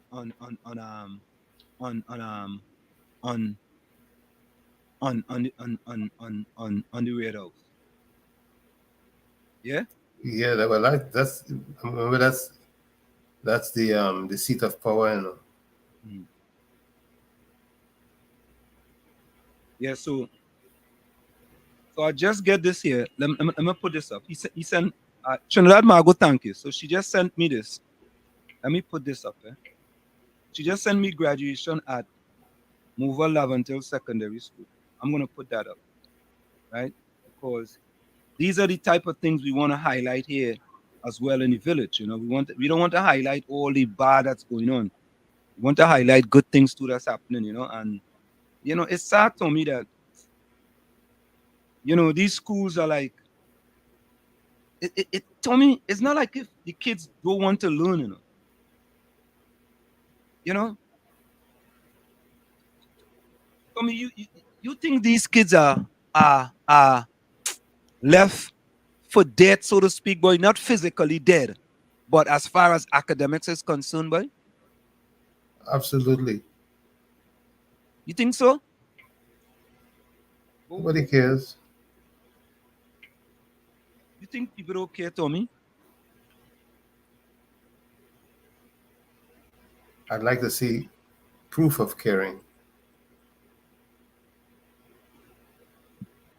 Oh boy, it is. I mean, when I think about it, it kind of hurts my heart because, Tommy, let me read the budget again for the Ministry of Education. In 2021, they had $7.9 billion. Right. In 21-22, they had $6.8 billion. Right. In 22-23, they had $7.4 billion. Of all the ministries, the Ministry of Education get the highest allocation. Almost every year. Every year, they get the highest allocation. And I understand that. They get the highest allocation. But are we getting value? Are we getting value for money? That's the question that I'm asking. That's exactly the question that I'm asking.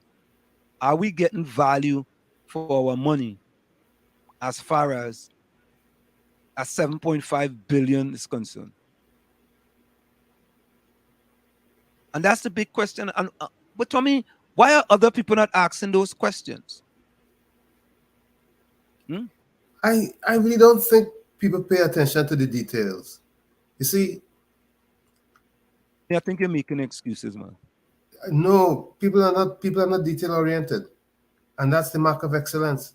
The mark of excellence is the attention to details, and societally we're talking about. And if we want an excellent society, we want a great society, then the citizens need to pay attention to details, especially when it comes to budgetary matters.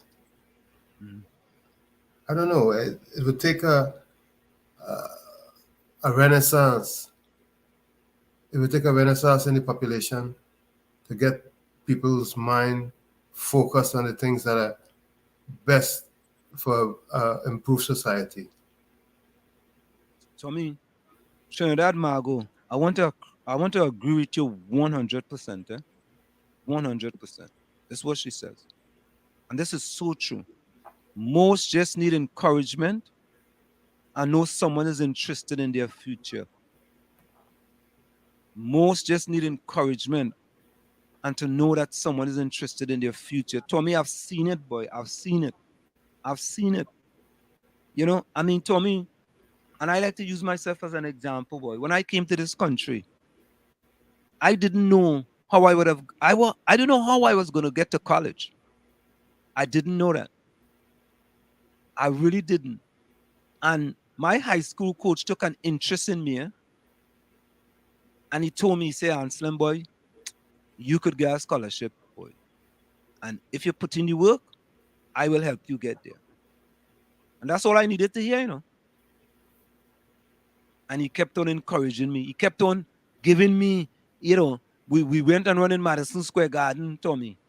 I never forget this, boy. First time I run in Madison Square Garden, you know nothing about Madison Square Garden. He called me, he said, Libon, I put in here to anchor the team. I said, what? I said, boy, and Tommy, I'm happy, but I'm scared too, Of course, you have to have a little fear in you. Because the anchor is the person who had to bring home the ball. Bring it home. Yeah. Oh, God. Tommy, yeah. I was so scared, brother. I ain't going to lie to you. I run the fastest time I've ever run in my life. Yep. And the coach said to me, he said, Anselm, I had full confidence in you. Yeah, because he can see in you what you can't see in yourself because he's watching from the outside. Tommy, you are so right, man. You are so right. When I went to college, it's the same thing, Tommy. And we here in the United States, looking at Trinidad from the outside, we can see what who's inside cannot see. But they wouldn't be honest enough and true and genuine enough to give us our props and acknowledge what we are showing them and what we are saying and what we are seeing. It's called not, you can't, in other words, they always say you cannot see the forest for the trees. So my partner, you're preaching tonight, I ain't gonna lie to you. My college coach, listen, in my team at Seton Hall, we had a fellow from Trinidad named Michael Paul. I know Mike Paul. Mike Paul, yes, he went to the Olympics, Yeah. He went to the Olympics, he went to World Championship and all that. Michael Paul was on the same team that I was on. And I was captain of that team. I know Michael is pretty fast. He was a pretty fast runner. Yes, Michael Paul was one of the best runners, best 400 runners for Trinidad for years. Michael Paul was on that team, Tommy, and I was captain of that team, and I never run in the Olympics. I had other guys from Jamaica was on the team who ran in the Olympics.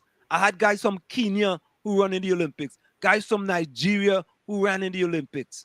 I had guys from Ireland, guys from all parts of the world. We used to call ourselves the United Nations. What years were those? 78 through 82. 78 through 82. Okay. Yes.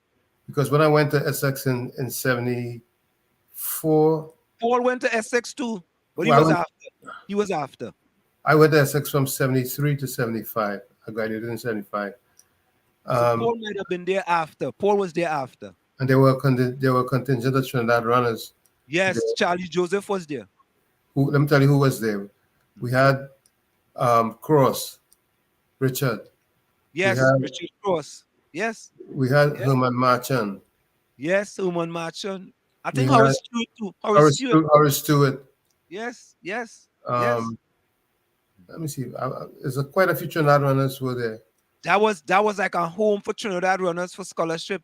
When was Armstrong there? Armstrong was there too? Armstrong was there too. Yes, Armstrong was there too. Armstrong and Morel partner. Yeah. Mm-hmm. Yeah. Ainsley Armstrong. Right. Yeah. Plenty of those guys used to come from Trinidad and go to Essex County on a scholarship. Paul was also there too. You understand? Well, Paul might have been there after I left because I graduated in 75. Yeah, he was there after you left. So Tommy, what happens is that it was the coach saw something in me to make me captain. I remember when he made me captain, I couldn't believe it. I couldn't believe it. He says, LeBron, you know, at the end of every year, he just call the runners into his office and he discussed what we're going to do for the next year. You know, I had just finished my sophomore year and was going into my junior year. And he says, LeBron, you know, I'm making you a captain of the team. I said, Coach, really? He said, yeah. You know, and Tommy, he just saw something in me that you couldn't even see in yourself. No, that I didn't see in myself. I really didn't see it. It's just I was just doing things naturally. You understand? And it's usually your attitude that determines your attitude. And he saw the attitude that you were bringing to the plate. Yeah. And that's what determined your altitude. Yeah, that was just interesting. Rennie says, good night, chick. You reach home late, girl. So let's go to that video with respect to the graduation at the Mova Laventel Secondary School. Let's take a look at this.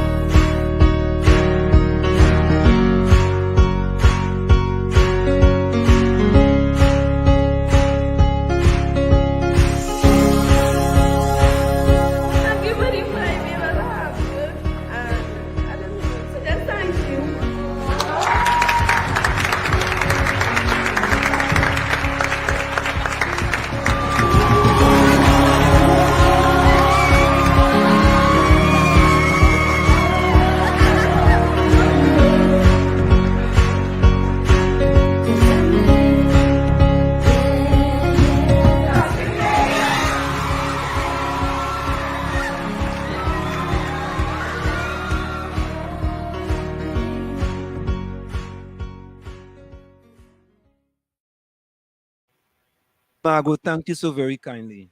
You know, I mean, you see, Tommy, they just need people that care, man. And because, Tommy, when you listen to the radio stations and them in Trinidad, boy, most of the times we just talk politics here too, right? And we just try to give solutions to many of the problems, right? But many of the times, the solutions that we come up to fall in deaf ears, right?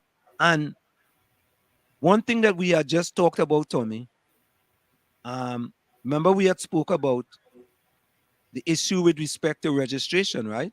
Right. And that these people have to pay these registration fees. And Takesha was actually talking about the registration fees, right? So we had the Ministry of Education issuing a letter to the schools with respect to, let's see if I could read that here from on the screen. No, can I read that from on the screen? No, I can't read that from on the screen. Yeah, you need too small. Right. So let me read it from my phone. right? And Tommy, this tells you when you stand up for something, something good can come out of it. Truly. That's what this tells you, right? So the video that was made by that young man and Takesha coming in and addressing the issue, you know, it had an impact. Yes, it fueled the discussion. I think I have it in my WhatsApp. Right? I gotta get it out on my WhatsApp. Here we go. And these are the things we just have to continue doing and don't get discouraged and discouraged. You know, because it's easy to get discouraged, you know. Okay, hold on. And Tommy, we had to talk about the here it is. Okay. So this is what it says. This is a letter dated July 14th. Dear editor, head of department, no school contribution to be requested during student registration period. The Ministry of Education wishes to advise that with immediate effect, principals of government and government-assisted early childhood care and education centers, primary and secondary schools, have been informed that they are to desist from the practice of requesting school contribution from parents during the registration of new student cohorts.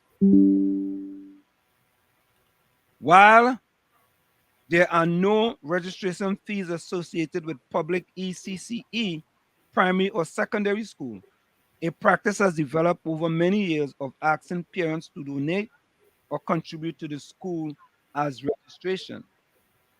Though the Ministry of Education is fully cognizant of the fact that parent contribution to school initiatives and products are helpful, requesting donations or contribution during the registration period has had over time the effect of making what should be voluntary seems mandatory. This perception effectively nullifies the policy of the government of Trinidad and Tobago, which is to offer free education to all students registered at public ECCE primary and secondary school.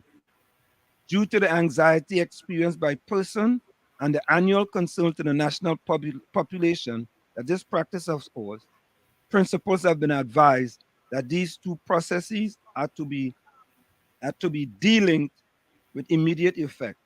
As such, no school contribution is to be requested of parents at the registration of new students cohorts in the government or government-assisted ECCE primary and secondary schools. And let me get this last part. The last part says, this was reiterated to the principals by the Chief Education Officer of the Ministry of Education on Friday, July 14th, via circular memorandum. Outside of the registration principles may from time to time request of parents voluntary contribution for schools initiative. Parents that can respond fully or partially to these calls for support are encouraged to do so. However, principals are guided that no student or parent will be discriminated against based on their ability to respond to such requests. Tommy, outside of the registration period, principals may from time to time request of parents voluntary contributions for schools initiative. What does that mean? It means, it says outside of the registration period, meaning at any time other than registration time, you can beg the parents for a little thing here and there, and parents, and they're not obligated. If they can afford it, they should do it. If they can't afford it, you can't hold them liable or anything of sorts. Basically, the Education Ministry, after amassing the largest Hello there. Yeah. Wait, hold on 1 minute, Diana. Hold 1 minute. Go ahead. Hey, hi, Diana. Are you hearing me? We're hearing you. We're hearing you. Hold 1 minute. Hold a minute. Let me come on and come again. I'm hearing. After amassing the largest segment of the national budget, national annual budget. They have to feel ashamed. They have to feel a little bit ashamed that they're being put on blast for demanding, because that's what it seems like, demanding these registration fees from parents for new students. You must feel ashamed if you have any kind of conscience, or you have any kind of heart, or you are human in any way. Put yourself in Minister Gatsby Dolly's position, and you'll be uncomfortable to know that kind of information is being spewed, and the world is hearing it, because when we at WZYE talk about it, it isn't local only, it becomes international news. Yeah, y'all can hear me now? We can hear you now. Yeah, you see where I am? On the road, on the road. On the road again. On the road again. Heading back to New York, heading back to Connecticut. How was the function? It was a funeral, but I got to meet so many new family members I never knew I had. So I told them, let's not wait for death or to bring us together again. We need to plan something. Yes, you and your pilot, be safe out there. Thank you. And I met a cousin. A cousin came to see me. He hadn't seen me since I was 9 years old. Wow. Yeah, it was very nice. Hey, Slim, what's going on? Everything quiet for the while, just taking things easy. Oh, what do they want to beat you back for now? Which is your we're messing with Dolly Gatsby for? Yeah, we're trying to fix some things in education in Trinidad. That is all. Yeah. Really need fixing. I'm just checking in with you guys, right? So you see where I am. I'm in Pennsylvania, still coming up. Okay, Richard Ramroop is in the chat, and he's been asking for you. We told him that we were gonna. I'm here, ladies and gentlemen. Just I had a funeral this weekend in Canada, right? So let me focus on the road and get back safely. All right, thanks for checking in. No problem. Okay, bye. Bye, Tommy. Bye, listeners, viewers. See you guys. Bye. Yeah. So, Tommy, let's go for station identification. It's in the village with the DAT Triplets on WZYE 95.9 FM. Stick and stay. We'll be right back after this short message. It's in the village with the DAT Triplets. You're listening to WZYE 95.9 FM. You are listening to WZYE 95.9 FM, the most influential name in Caribbean radio in the tri-state area. Broadcasting from East Orange, New Jersey, the most influential name in Caribbean radio, WZYE 95.9 FM. We are back with you. It's in the village with the DAT Triplets on WZYE 95.9 FM. We come to every Tuesday, Thursday, and Saturday. Take a listen to this. Never blame anyone in your life. Good people give you happiness. Bad people give you experience. Worst people give you a lesson. And the best people give you memories. We are often let down by the most trusted people and loved by the most unexpected ones. Some make us cry for things that we haven't done, while others ignore our faults and just see our smile. Some leave us when we need them the most, while some stay with us even when I ask them to leave. The world is a mixture of people. We just need to know which hand to shake and which hand to hold. After all, that's life. Learning to hold on and learning to let go. Only those who care about you can hear you when you're quiet, and that hit hard. Yep. Yeah, but as I was saying, the education ministry has to be feeling ashamed to be put on blast like they were over the last week. You know, Tommy, I think it's water on ducks' back as far as they are concerned. If it were, then there would be no response to the viral video and some of the comments that were being made by our treasured listener. But Tommy, you think them didn't know them school and them was charging people thousands of dollars? Oh, they knew, but nobody was saying anything. If you don't say anything, if the wheel doesn't make a noise, would you put grease in it? What would you do? You just leave it? But Tommy, if I hear something like that, my first thing will be, how are the parents who are going to these prestigious schools from the poor communities can afford $3,300? How can they afford that? That would be my thing. If you, yes, there are students in the school who would have a problem with that. But how are those parents? And those parents feel left out, right? Those parents feel alienated because they can't afford $3,300. That's a mental, to me, that's a mental psyche you are putting on the parents and the kids. Yeah, that's a lot of stress. Yeah. So if you know about something like that, right, it's incumbent on you to stop it as soon as possible. Right? So therefore, Tommy, that's why I said, Tommy, you see this government, they're very reactionary. Yeah? They're not proactive at all. This is not a proactive government. This is a reactionary government. That's why I've said that Dr. Chaos is a transactional leader. Right? Now, Tommy, watch it. You see the football field and the basketball court up in Mova Laventil Secondary? Watch and you go see what go on. Waiting go on there. Well, if they don't do it, you already made a decision that you're going to do it. Right. But they go and do it now, you know. Them, they know it was sitting there all the time. They knew. They didn't know that these schools was charging these parents. They knew all of that. But they want to just leave it alone. You know, and the thing is that in communities like Palaseco, the velodrome, it provided a forum for the people in the vicinity to be able to exercise in peace in a safe spot, you know, and so on and so forth. Look at how they let it get. Look how they let it get, Tommy. You tell me that they couldn't have a plan in place to maintain those grounds?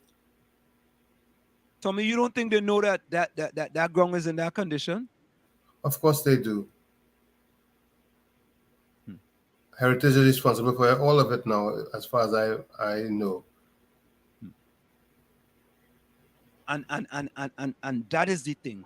We have a government that's reactionary, not proactive, excuse me.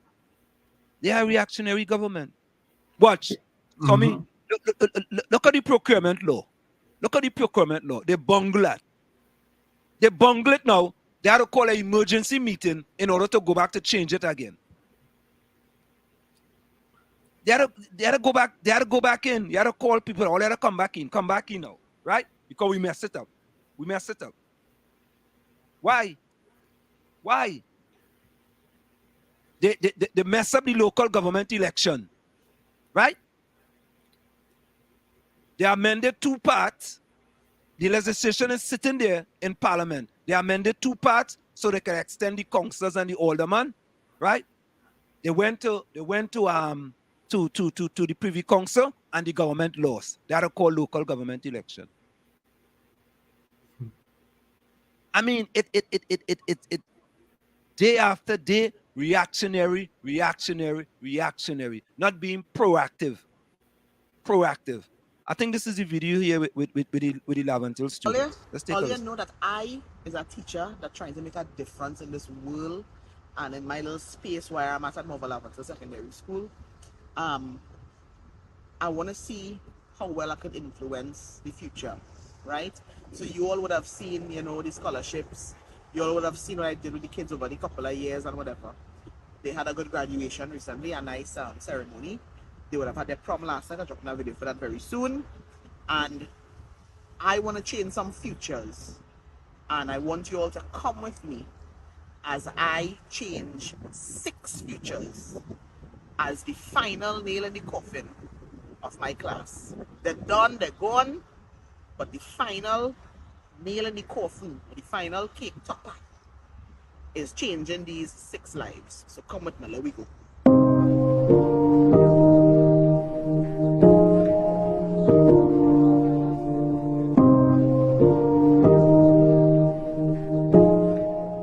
I heard Dr. Stafford.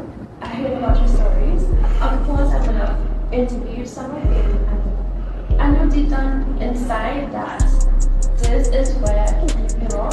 have a desire to change your life and you want to be part of that.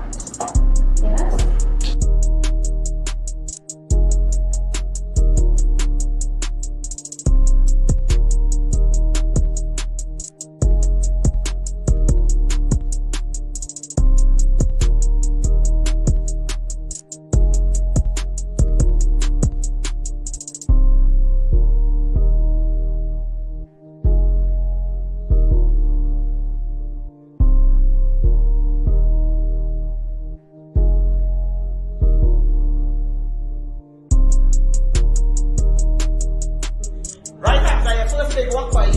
So how you feel about going and start to work courtyard by Marriott, boy?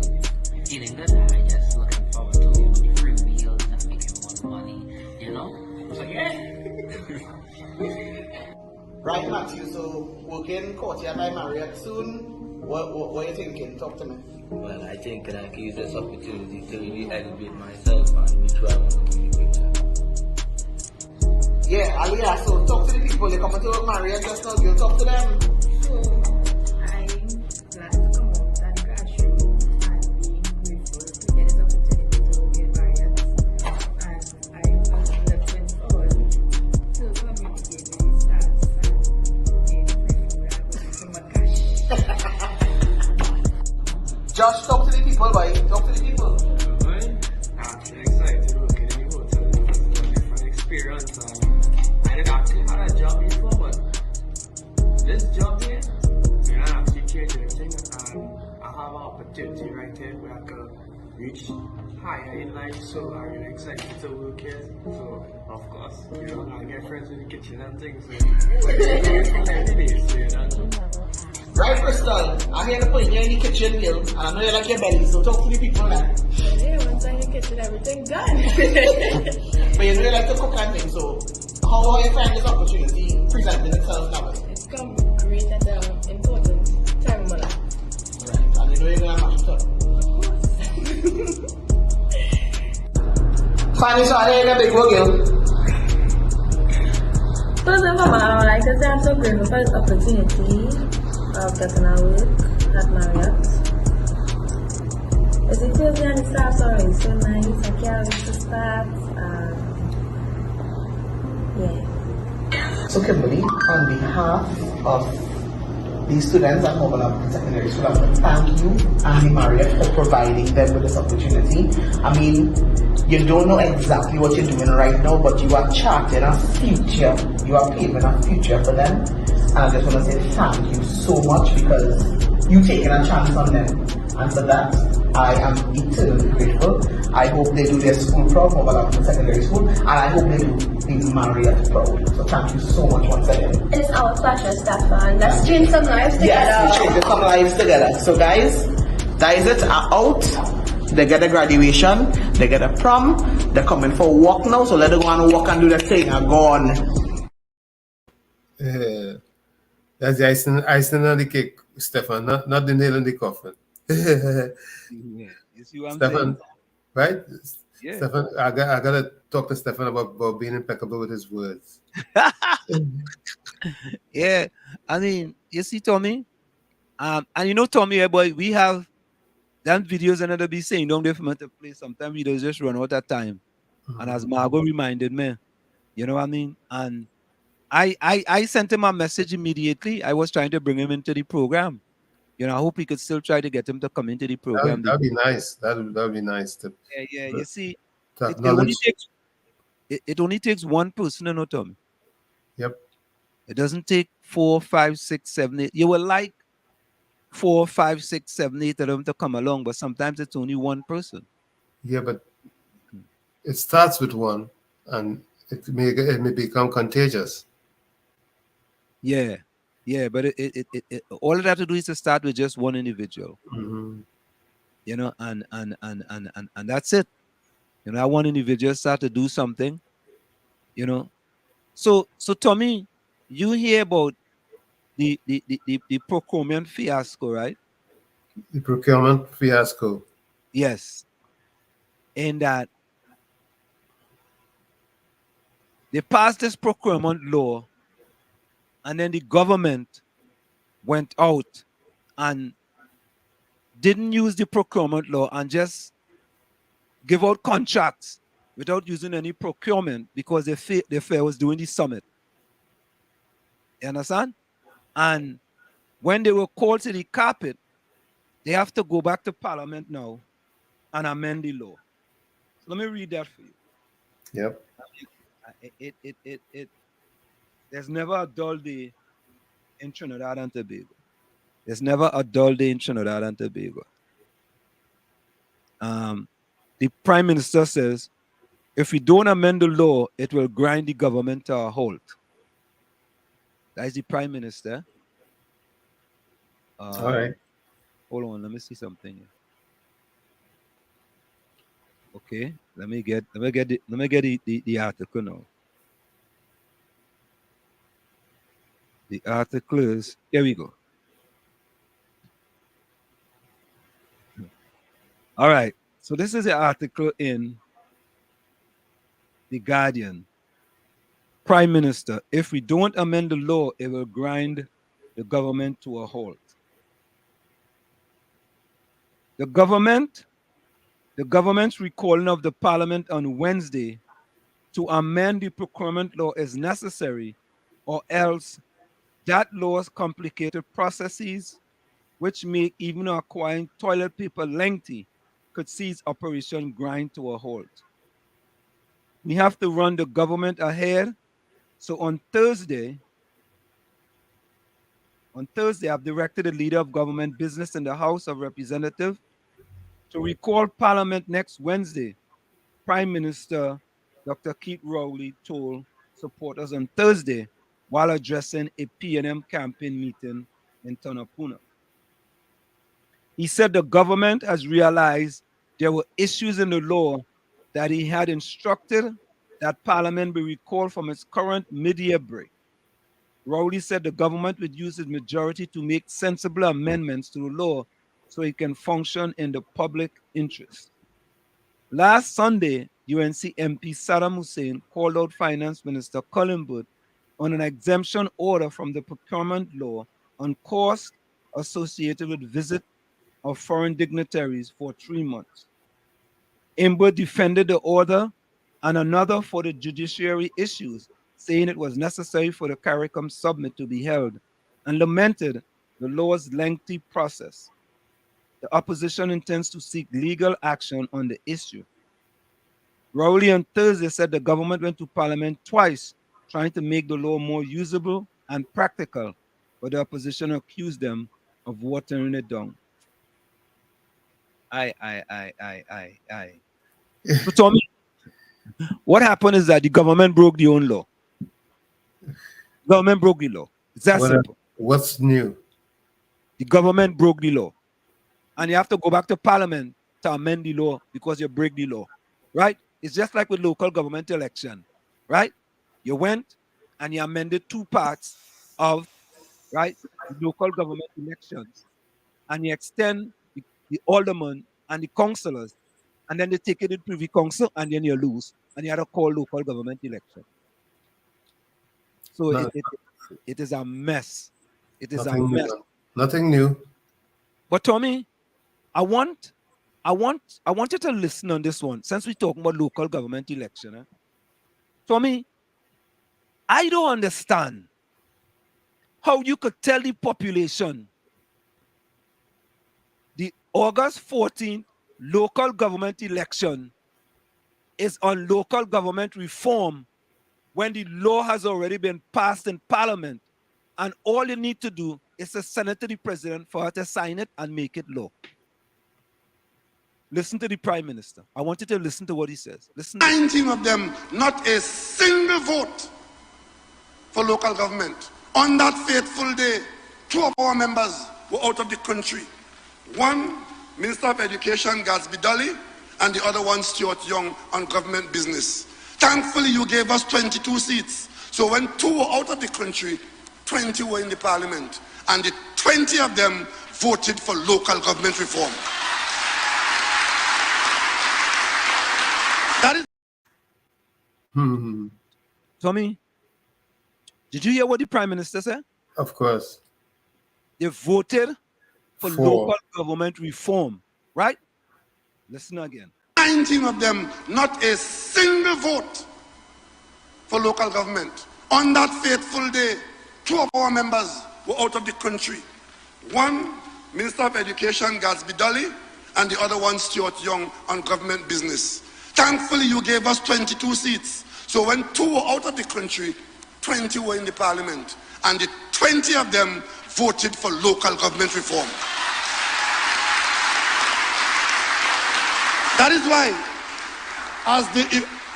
now the bill has passed, the country has been moved with the authority of the parliament, with PNM saying that we have boundless country. We believe that the people in the various corporations, the various boroughs, the various cities could look after their affairs and do better under the arrangements of local government reform. So the issue in this election, as it was on this day in the parliament, the 23rd of May, 2022,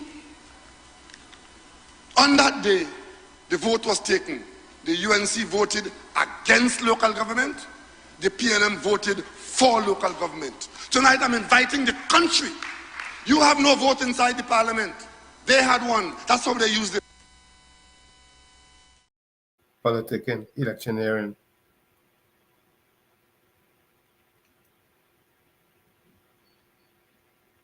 How disingenuous.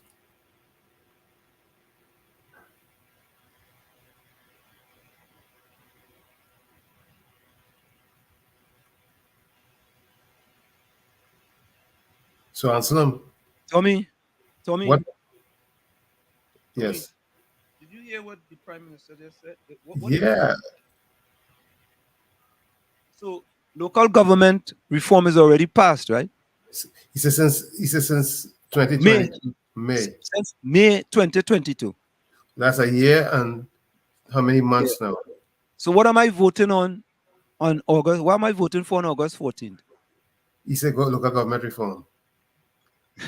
If I vote for a councillor, can councillor go and tell the president to do anything with local government reform? Nope. An alderman, can you tell? Nope. Nope. I mean, and why people coming and saying, hey, this August 14th local government election is about local government reform? I mean, what a bunch of malarkey. I put it that way, malarkey. You know, the thing is that these politicians, or should I say that particular politician, is operated on the premise that nobody's thinking and nobody's really seeking proper information. So that whatever he spews, he's hoping that they lap it up and believes what he says, whether it makes sense or it doesn't make sense. And I don't think he's making that make any sense at all. But Tommy, I don't know how that makes. Tommy, let's listen to that again. I want to listen to it very carefully. 19 of them, not a single vote for local government. On that fateful day, 2 of our members were out of the country. One, Minister of Education, Gatsby Dolly, and the other one, Stuart Young, on government business. Thankfully, you gave us 22 seats. So when 2 were out of the country, 20 were in the parliament. And the 20 of them voted for local government reform. That is why, now the bill has passed, the country has been moved with the authority of the parliament, with PNM saying that we have boundless country. We believe that the people in the various corporations, the various boroughs, the various cities could look after their affairs and do better under the arrangements of local government reform. So the issue in this election, as it was on this day in the parliament, the 23rd of May, 2022, on that day, the vote was taken. The UNC voted against local government. The PNM voted for local government. Tonight I'm inviting the country. You have no vote inside the parliament. They had one. That's how they used it. Okay, so if it's already done, what is the country to do now? That would vote make on it again. voting it That make again. a difference. Yeah. That go, if Who's thinking? Who's really thinking about what's being said for here? me, if you vote for local government, I didn't hear them clap. Yeah, they clap as though he was making some kind of point that was valid. For me, I've been making this case now for 2 weeks, and if you hear them, you don't know what you're talking about. You don't know what you're talking. Are we missing something? Maybe we're missing something because all we do is analyzing what is being said. You know, that's all we're doing. All we're doing is anybody in Trinidad could do any analysis on what's being said as to whether it's making sense or it's not. I don't know. Local government election reform has been passed in the parliament. So what are they? What reform they're voting on? They're just voting for aldermen and councillors. That's it. And you go pick your mayors and you go do whatever you have to do. Yeah, because they're not really voting for no reform at this particular time. The only person can do that. The only person representatives is the prime minister and the cabinet can do it. Them people who go and vote, I not voting for no. So I want to vote for them to reduce the property tax from 3% annual rental value for people who live in urban parts of Trinidad and Tobago. I want them to vote for that. If you have a parlor, the parlor tax. I want them to vote if you have a parlor, that parlor would not be taxed as a commercial property. Can we vote on that, Tommy? Can we vote on that? I don't know. We can find out. but as far as I can tell, it's only bamboozle. People are being bamboozled. Double talk, double speak. Because what did he really say? What did he just say? He said nothing. It's like talking loud and saying nothing. Let's repeat it for if people didn't hear it. Only let's repeat it. We are not. Maybe you need to pause it, chop it up and pause it so that we analyze it clearly and carefully. All right. So we go stop it. Let me analyze it. Let me go. We're gonna stop it and say what is being said. 19 of them, not a single vote for local government. On that fateful day, 2 of our members were out of the country. One, Minister of Education Gatsby Dolly, and the other one, Stuart Young, on government business. Thankfully, you gave us 22 seats. So when 2 were out of the country, 20 were in the parliament. And the 20 of them voted for local government reform. So what he's saying is that 20 people vote, 20 of the representatives voted for the reform. So it has passed. Correct. Yes? It passed. So right? so let's say it's law. It's been approved as law. In the parliament. In the parliament. So it still has to go to the president. It still has to go to the president. You're right. So but it passed. It passed. It passed. So as far as you're concerned, it's law. All the prime minister and the cabinet have to do is send it over to the president and say, hey, sign this into law for us. Send this, right? And we're done. Let me go back. But we're going back from the top. 19 of them, not a single vote for local government. On that fateful day, 2 of our members were out of the country. One, Minister of Education Gatsby Dolly, and the other one, Stuart Young, on government business. Thankfully, you gave us 22 seats. So when 2 were out of the country, 20 were in the parliament. And the 20 of them voted for local government reform. That is why, now the bill has passed. The country has been moved. Right, so the bill has passed. Bill passed. It passed. So what? So the bill passed. The bill passed. So what tell me? Let me go back and we go past that. The bill passed, eh? It passed. The bill passed. It gone. The bill is now law. Tommy, this is not you eligible. and I. It's eligible to be made law. Correct. This you is not you and I, John Voter, has nothing to do to make it law because the appropriate persons have made it law. Nothing. 19 of them, not a single vote for local government. On that fateful day, 2 of our members were out of the country. One, Minister of Education Gatsby Dolly, and the other one, Stuart Young, on government business. Thankfully, you gave us 22 seats. So when 2 were out of the country, 20 were in the parliament. And the 20 of them voted for local government reform. That is why, now the bill has passed. The country has been moved with the authority of the parliament, with PRM saying that we have boundless country. We believe that the people in the various corporations, the various boroughs, the various cities could look after their affairs and do better under the arrangements of local government reform. So the issue in this election, as it was on this day in the parliament, the 23rd of May, 2022, on that day, the vote was taken. The UNC voted against local government.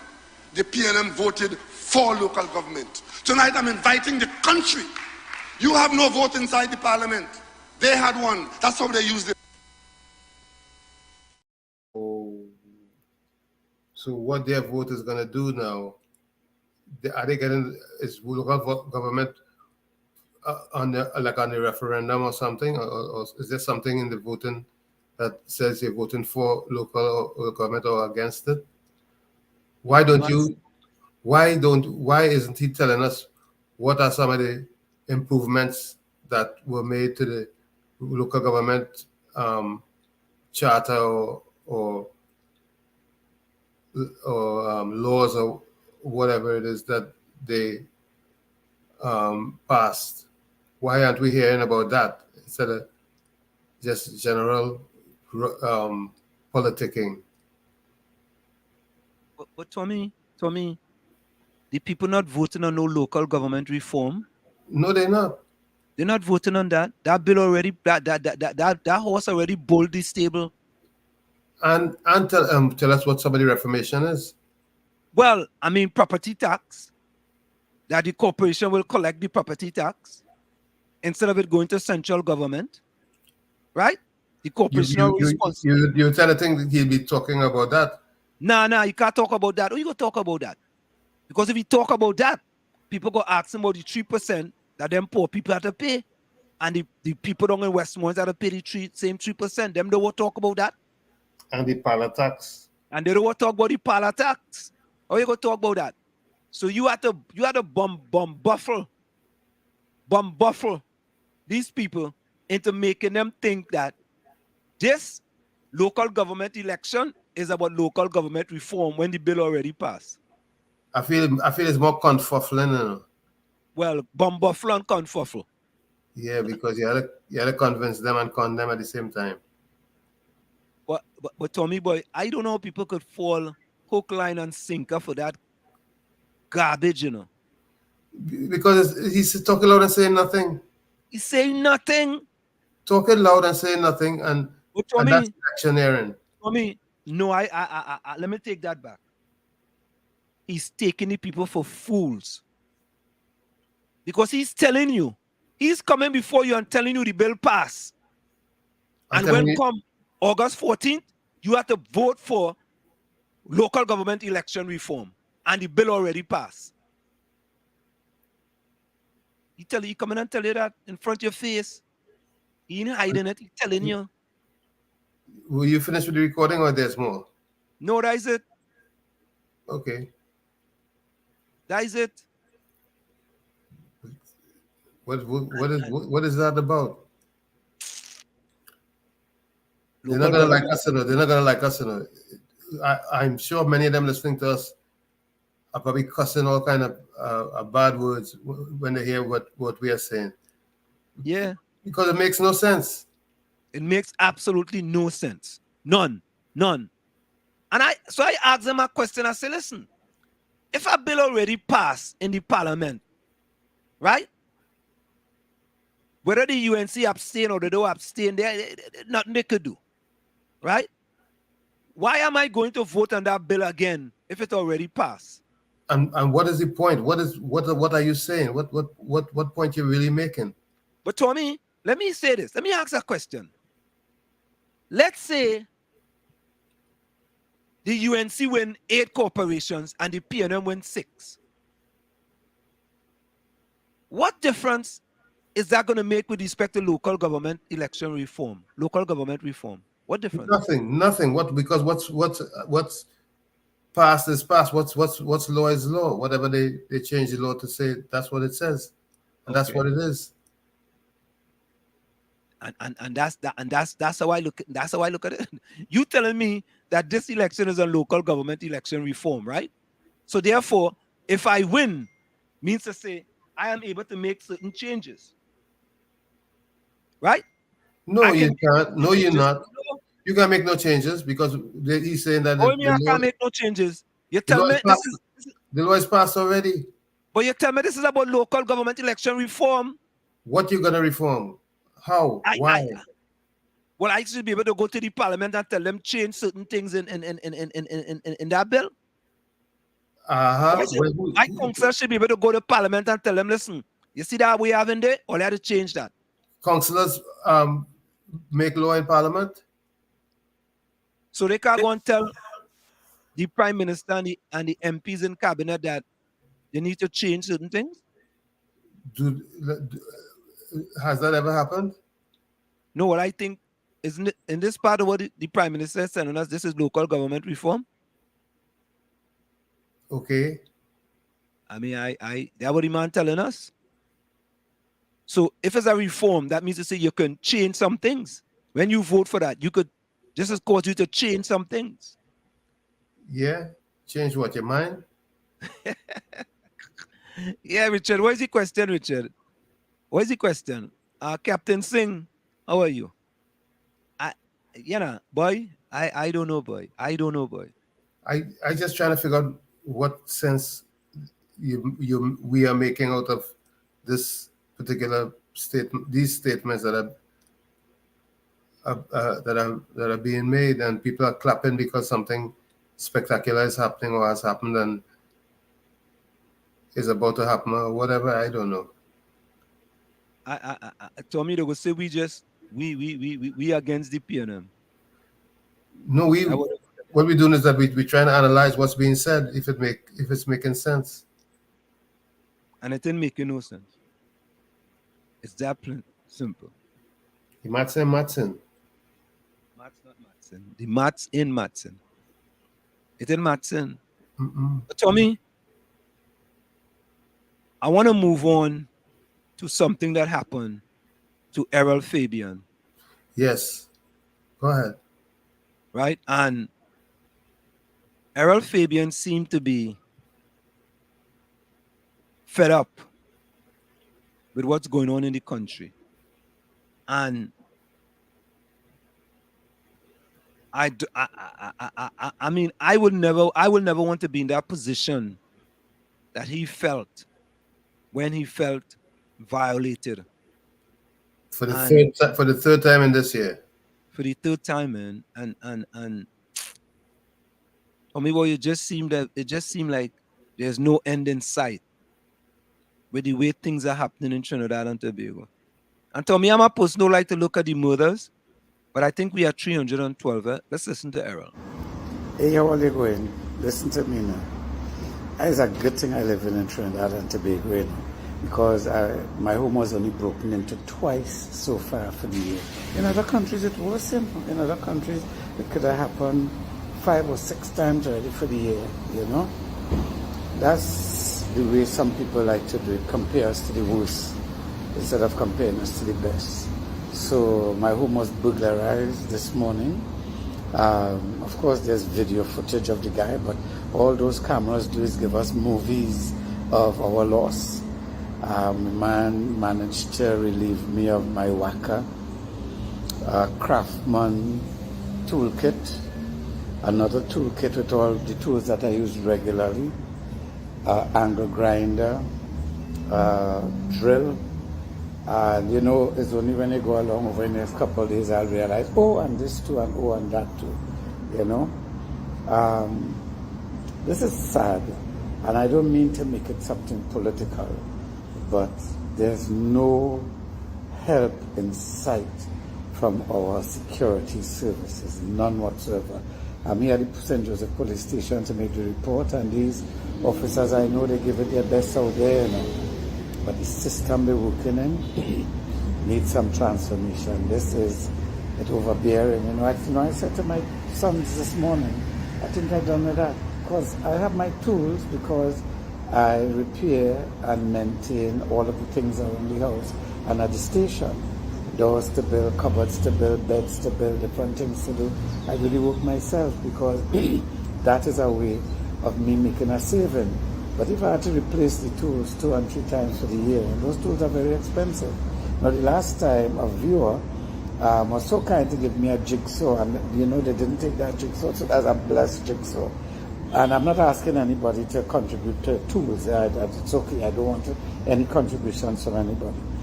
But we have to get a grip on this boy. We have to, and I'm not going to make my wall taller and all them things, I refuse to have my lifestyle dictated by some pests. And those gentlemen, I saw the video, the man is not a cockroach, but has real cockroach behavior. Real cockroach behavior. You know what I mean? Real distressing. Okay, sir. And I'm not the only victim.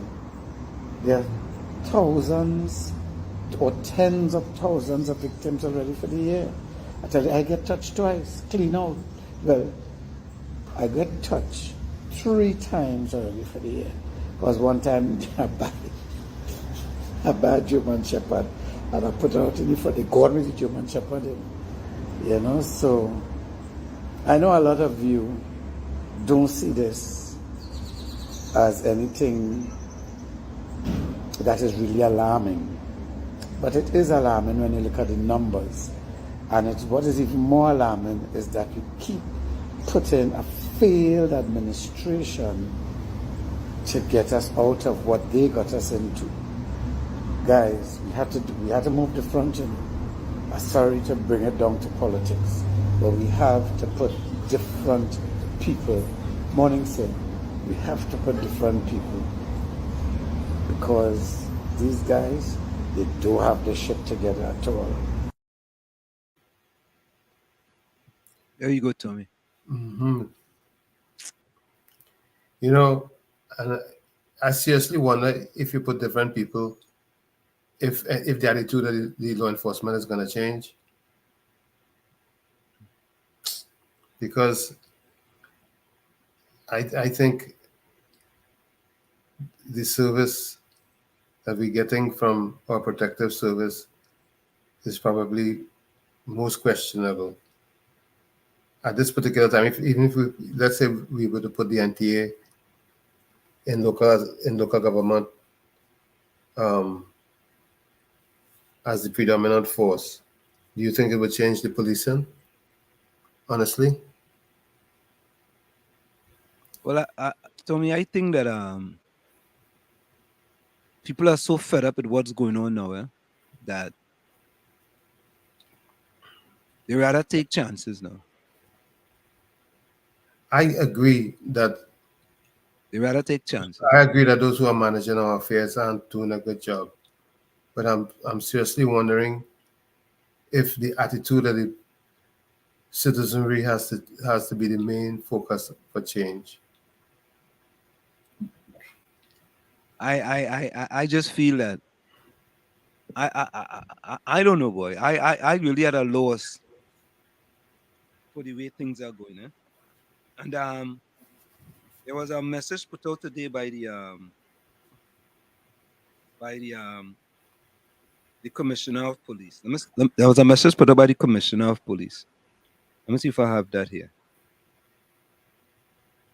Boy, tell me when you think things are getting better, boy, it's getting worse. It's getting worse. It get worse.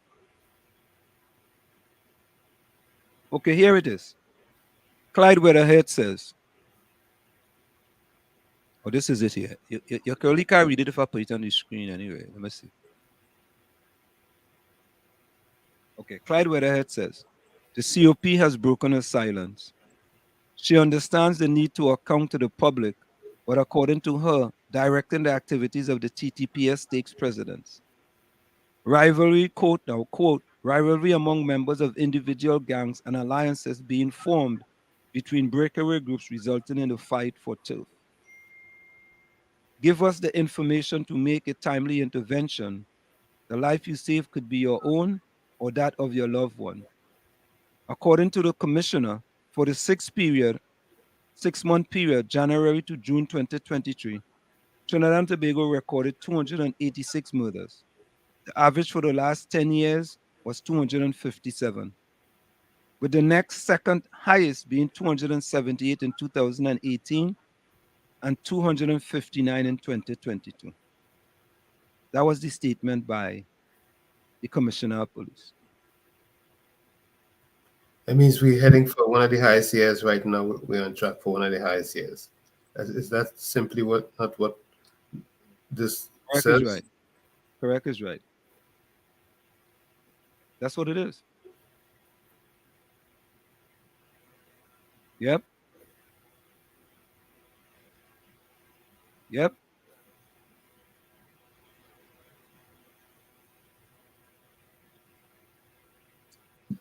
Why? I don't know what else to say. Let me see what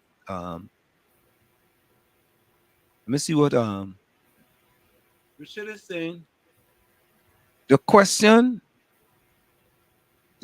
is what's the difference with the law, bro? Trinidad is a lawless place. Ask all them PNMites them what the PNM government even did for them since in office. Wall Street is not the police service, it's the laws. It's not the police service, it's the laws. They have to keep the criminal out of jail. Okay. The law is for criminal. If police shoot them, the police wrong. I am totally at a loss for words. But let's listen to what Gary Griffith has to say. Gary Griffith responded to the Prime Minister. Let's listen to what he have to say. Tommy, it's just like we come here, Tommy boy, and we put solutions on the table. And I guess they listen to us sometimes. Yeah. Because the Ministry of Education changed the law when it gets the braids, right? The Ministry of Education changed now.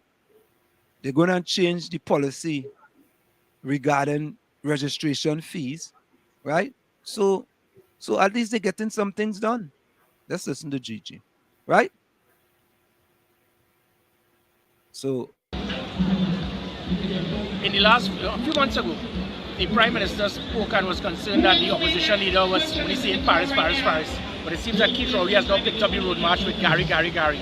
So last night in his political meeting, it was unbelievable that he had a concern that a political leader, that being myself, and he mentioned it, has been walking all around the country, and he's only playing golf. Keith Rowley, that is what you're supposed to do. You're supposed to be there as a servant to the people. So yes, I have walked up in the hills in Cocorite, Laventille Road, Sealots, Beetham, George Street, Nelson Street, Duke Street, throughout the length and breadth of this country, especially in areas that have been seen as PNM hardcore. And everywhere I've gone, they stated that they have never seen Keith Rowley, they have never seen the political leader of the party that they continue to vote for years. And that is why they intend to make a change. So Keith Rowley, whilst I continue to walk to serve people and to let them know that I'm accessible, which is what I did as commissioner, you continue to play golf 4 days a week in Mocha and line with your friends.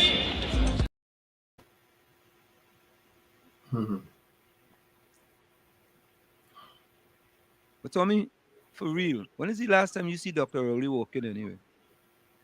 Prime ministers don't walk no more, right? No. Once you become a prime minister, you don't have to walk anymore, right? Isn't that true? No, you fly. No, there are no more helicopters in No, they get wings. They get wings. Mm. They become angels. Tommy, there's so much, but so Tommy, we running through these videos here real quick.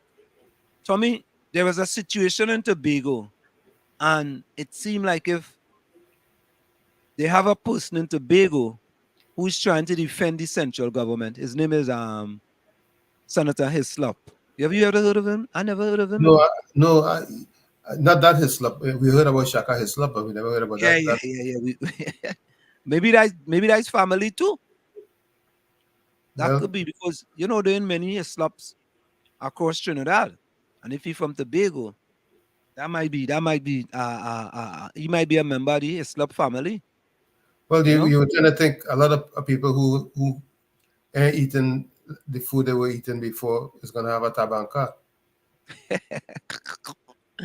Oh God! So this fella now is trying to defend the central government, and the THA had to come out and defend themselves. Lawrence Hislop claims that nothing is hindering the THA from receiving their releases on time. However, Assistant Secretary in the Office of the Chief Secretary, Sertica Williams-Orr, explained that while the releases were issued, the THA is unable to receive the checks as long as no permanent secretary is at the OPM cast. Here is Candace Jackson with the details. Salary payments for workers under developmental programs are delayed. The THA explained they are awaiting the disbursement of funds to pay the workers. However, Senator Lawrence Hislop cried foul. I really would like the administration or the spokespersons for the administration to quit the blame game at central government that the money isn't coming. Because I am positive that if we had a situation in this island where releases were not coming on a timely manner from central government, we would have heard about it, Juliet. In response, Assistant Secretary in the Office of the Chief Secretary, Sertica Williams-Orr, claimed the senator does not understand the process. She explained that after the Parliament approves the funds for the THA, an application for grants of funds from the Exchequer account through the Central Administrative Services of Tobago CAS in the Office of the Prime Minister is made. The Chief Administrator, Tobago House of Assembly, is not responsible for making that application to the Treasury. That application on the behalf of the Tobago House of Assembly is done at OPM CAST. That application is signed by two officers, the auditor and the permanent secretary. When inquiries were made to CAST about resolving the situation, the THA was told that checks cannot be issued unless the approval of the grant credit has been received from the Treasury Division. So the application for grant of credit on the Exchequer account is probably lying somewhere in OPM CAST waiting for another signature. Currently, there is no permanent secretary at CAST. Minister in the Office of the OPM for CAST, Ayana Webster-Roy, told Tobago Updates that there was an accountant officer acting in the position. However, Williams-Orr noted there was a change. It's also my understanding that that officer has now reverted to a lower office. The appointment of a permanent secretary does not mean an immediate issuance of checks either. When that is done, that application is taken to Trinidad. When it is scrutinized and found to be in order in accordance with the Appropriation Act and so on, that document, that application goes to the Auditor General for approval. When that approval is given, then OPM CAS can now do the checks for the Tobago House of Assembly. Williams-Orr hopes that instead of criticizing the THA, the senator would use his position to agitate for the situation to be resolved, which will in turn allow the THA to pay outstanding salaries. I am Candace Jackson reporting for Tobago Updates Television News. Anybody? Yeah, they're gonna find persons from Tobago who's gonna be on their agenda. For me, I don't know, boy. I don't know. Fali knows it's not gonna be a walk in the park. It's an uphill battle. It's an uphill battle, no doubt about it. It's an uphill task. But I feel the Tobagonians are up to the task, and so far they have tried with respect to a chief administrator that didn't work out. Now they're trying with a permanent secretary. That's not going to work out too, because no weapon form wouldn't prosper. Yeah. At the end of the day, they are trying all kind of stuff, and it at the end of the day, because they are so reactionary as opposed to proactive, they go get what's coming to them. No weapon formed against them will prosper. Tommy, it just gets every single day. There's just something happening, and the more they're trying to sink Tobago, they're doing all kind of things to sink Tobago. Tommy, when the last government was in power in Tobago, you never hear none of these things going on. No. I wonder why is that, boy?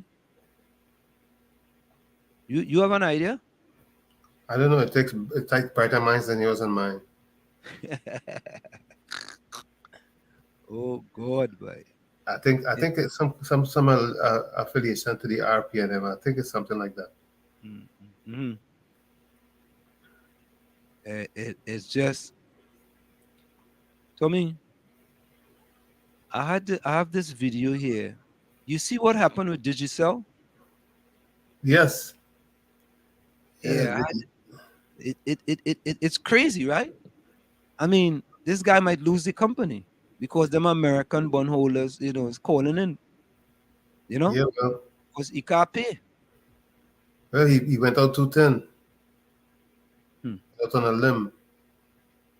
Yeah, but did you still get big quick in the Caribbean, man? Well, boom. What does boom lead to? You from Wall Street, Bust. Bust. A group of American bondholders are now the majority owners of Digicel. But what does that mean for you and your money and your service? I'm Kalila Reynolds, financial journalist and educator based in Jamaica. So Digicel owes this group of bondholders billions of US dollars, and for the past few years, they've been struggling to pay up. So now the American bondholders are taking majority ownership of one of the largest and most well-known brands in the Caribbean and Central America. As part of a new debt restructuring deal, the bondholders now own 62% of Digicel. They'll also have the option to up their stake to 90% through a rights issue. Meanwhile, Digicel founder Dennis O'Brien, who owned 99% of the company, will see his stake dwindle to just 10%. Ouch! So how did we get here? Well, Digicel was founded in 2001 and very quickly became the dominant player in the Caribbean and Central America, operating in 25 countries. But O'Brien borrowed massively to fund this rapid expansion. And who did he borrow from? Well, a large chunk of the money came from 3 American investment firms, PGIM, Golden Tree Asset Management, and Contrarian Capital Management. By 2020, Digicel owed a massive $7 billion US. Around that time, Digicel started having trouble repaying these bondholders. In 2020, the company filed for U.S. Chapter 15 bankruptcy in Bermuda, and this allowed the U.S. courts and foreign courts to cooperate. That same year, the bondholders agreed to write off $1.6 billion US of Digicel's debt.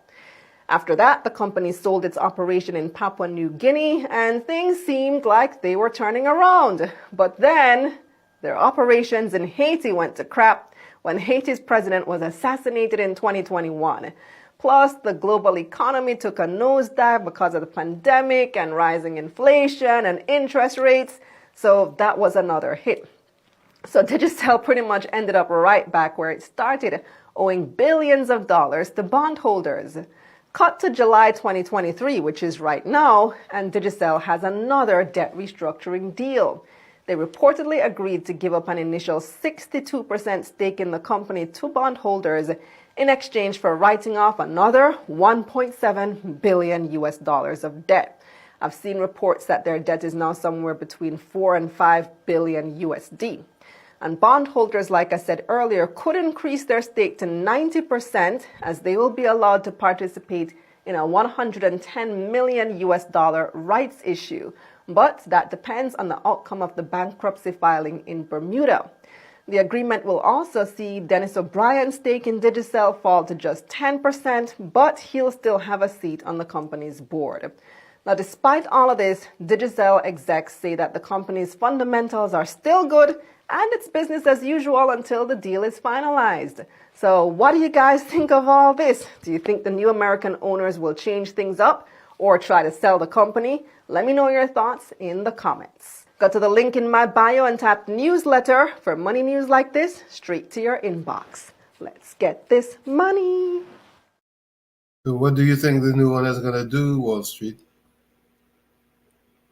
Well, Tommy, I think the end is coming close for Digicel because it seems like they're losing a lot of money.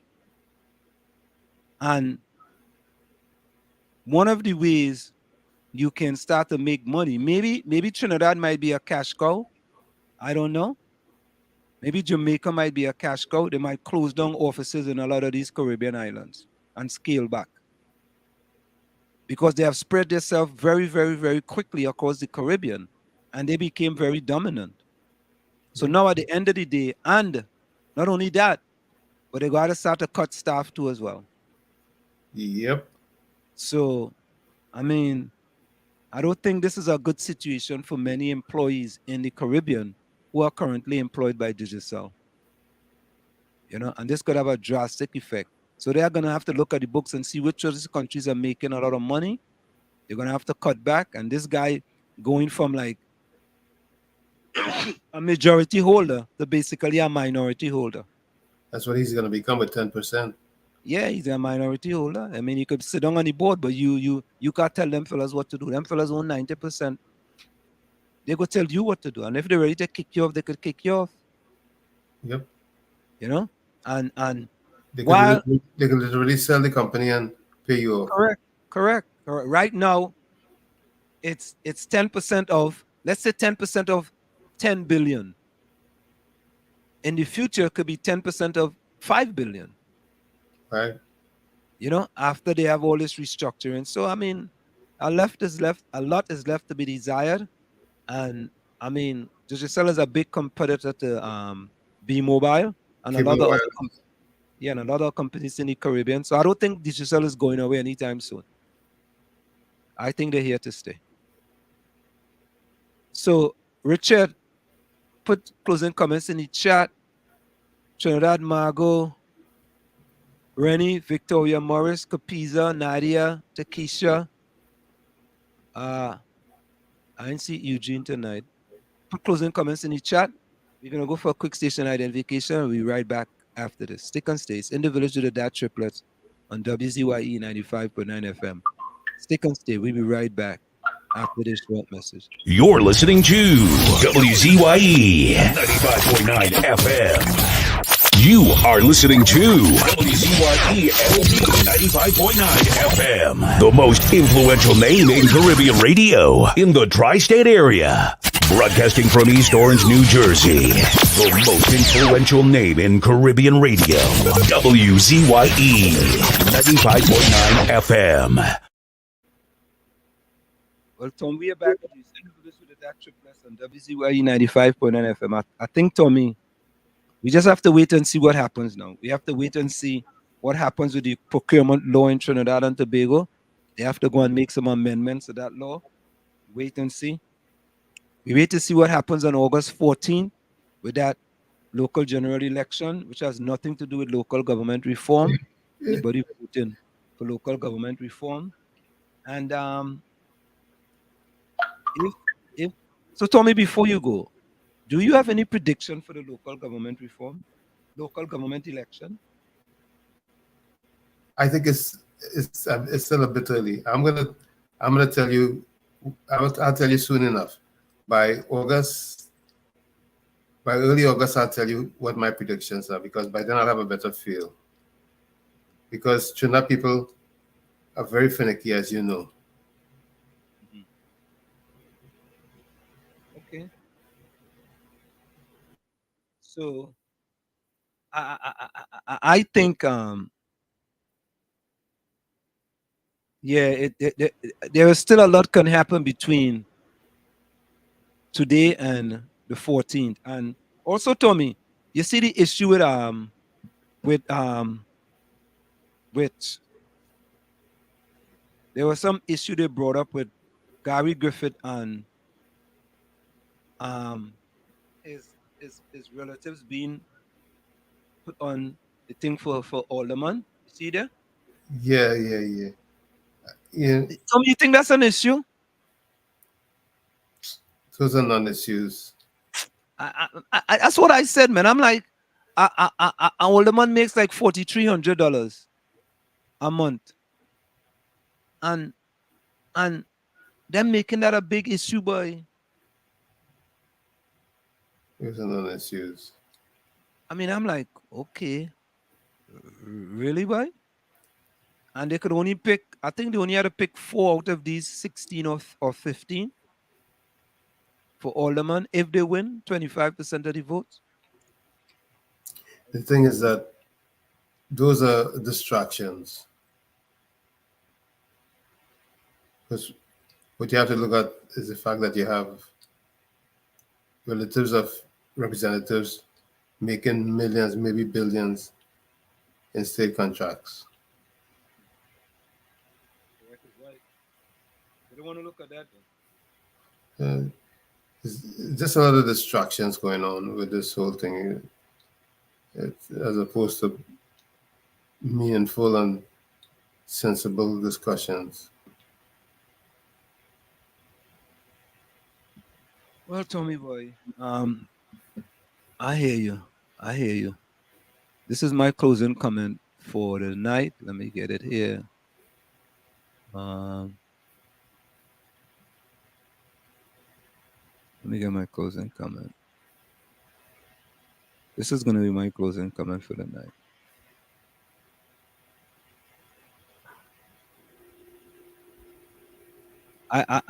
I just feel that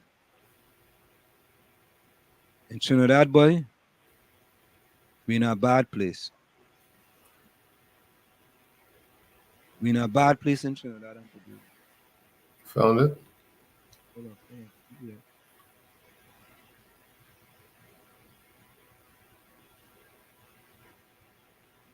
Okay, maybe I should let you go, Tommy. No biggie. No biggie. Hold on. Just a minute.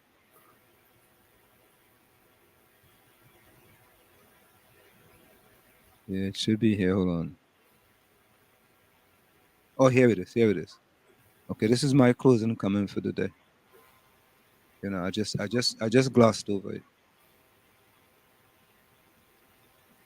So, folks, this is my closing comment for the day. There we go. Never blame anyone in your life. Good people give you happiness. Bad people give you experience. Worst people give you a lesson. And the best people give you memories. We are often let down by the most trusted people and loved by the most unexpected ones. Some make us cry for things that we haven't done, while others ignore our faults and just see our smile. Some leave us when we need them the most, while some stay with us even when I ask them to leave. The world is a mixture of people. We just need to know which hand to shake and which hand to hold. After all, that's life. Learning to hold on and learning to let go. Only those who care about you can hear you when you're quiet, and that hit hard. So, folks, from where I sit, this is it. The clock on the wall said that's all I like to say, what I've got to remember. Hard work beats talent, and talent does not work hard. And for every 60 seconds of anger, you lose 1 minute of happiness. And remember, your circumstances may determine who you are, but you are responsible for who you are. See you. Same WZYE time, same WZYE channel. Later. Go ahead, Tommy. Yeah, my first comment is by Deepak Chopra. He says, awakening is not changing who you are, but discarding who you are not. Like I always say, change begins with that man in the mirror. However, if when you look at that mirror, you don't like what you see, Do not blame the mirror. Again, do not look down on a person unless you're giving them a hand up. Love you all. Be safe. See you next session. There you go, Tommy. Thank you so much. Okay, let me see.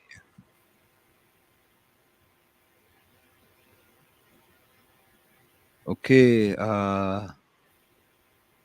closing comments. Nadia says, blessed night, everyone. Stay safe.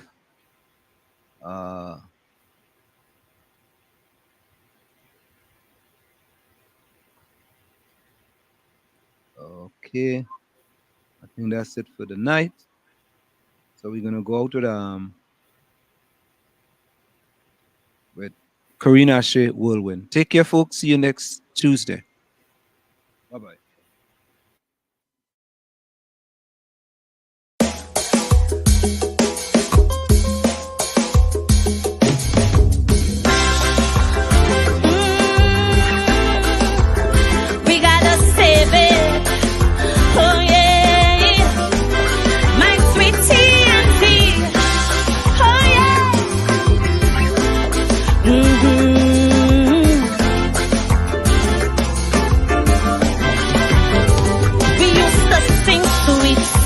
Trinidad, to leave here, boy, you must be mad. This is the land of milk and honey, rum and coke and easy money. While those verses we were singing, alarm bells kept on ringing. Pundits on each pulpit saying, oh heart and oh soul decaying. Suddenly we wake up to a living nightmare, not least while electorals act. How did we ever come to this? But so long we hear it, you got to stand up and be counted. But daily we're intimidated. Every day our next witness silence while we recoil from the violence. In our land there is a crisis, broke police, unruly ISIS, while sweet revenge gangs exacting. Police commissioner still acting trim. They go, it's high time we separate the goat from the sheep. Tell them talk is cheap. Reporting the world when we have to read. While them police busy playing hide and seek. We're facing the world when we had to read. Hey, oh yeah,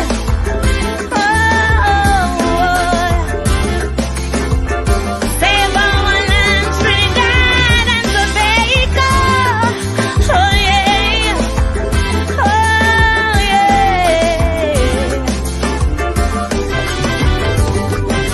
in our schools, kids getting on.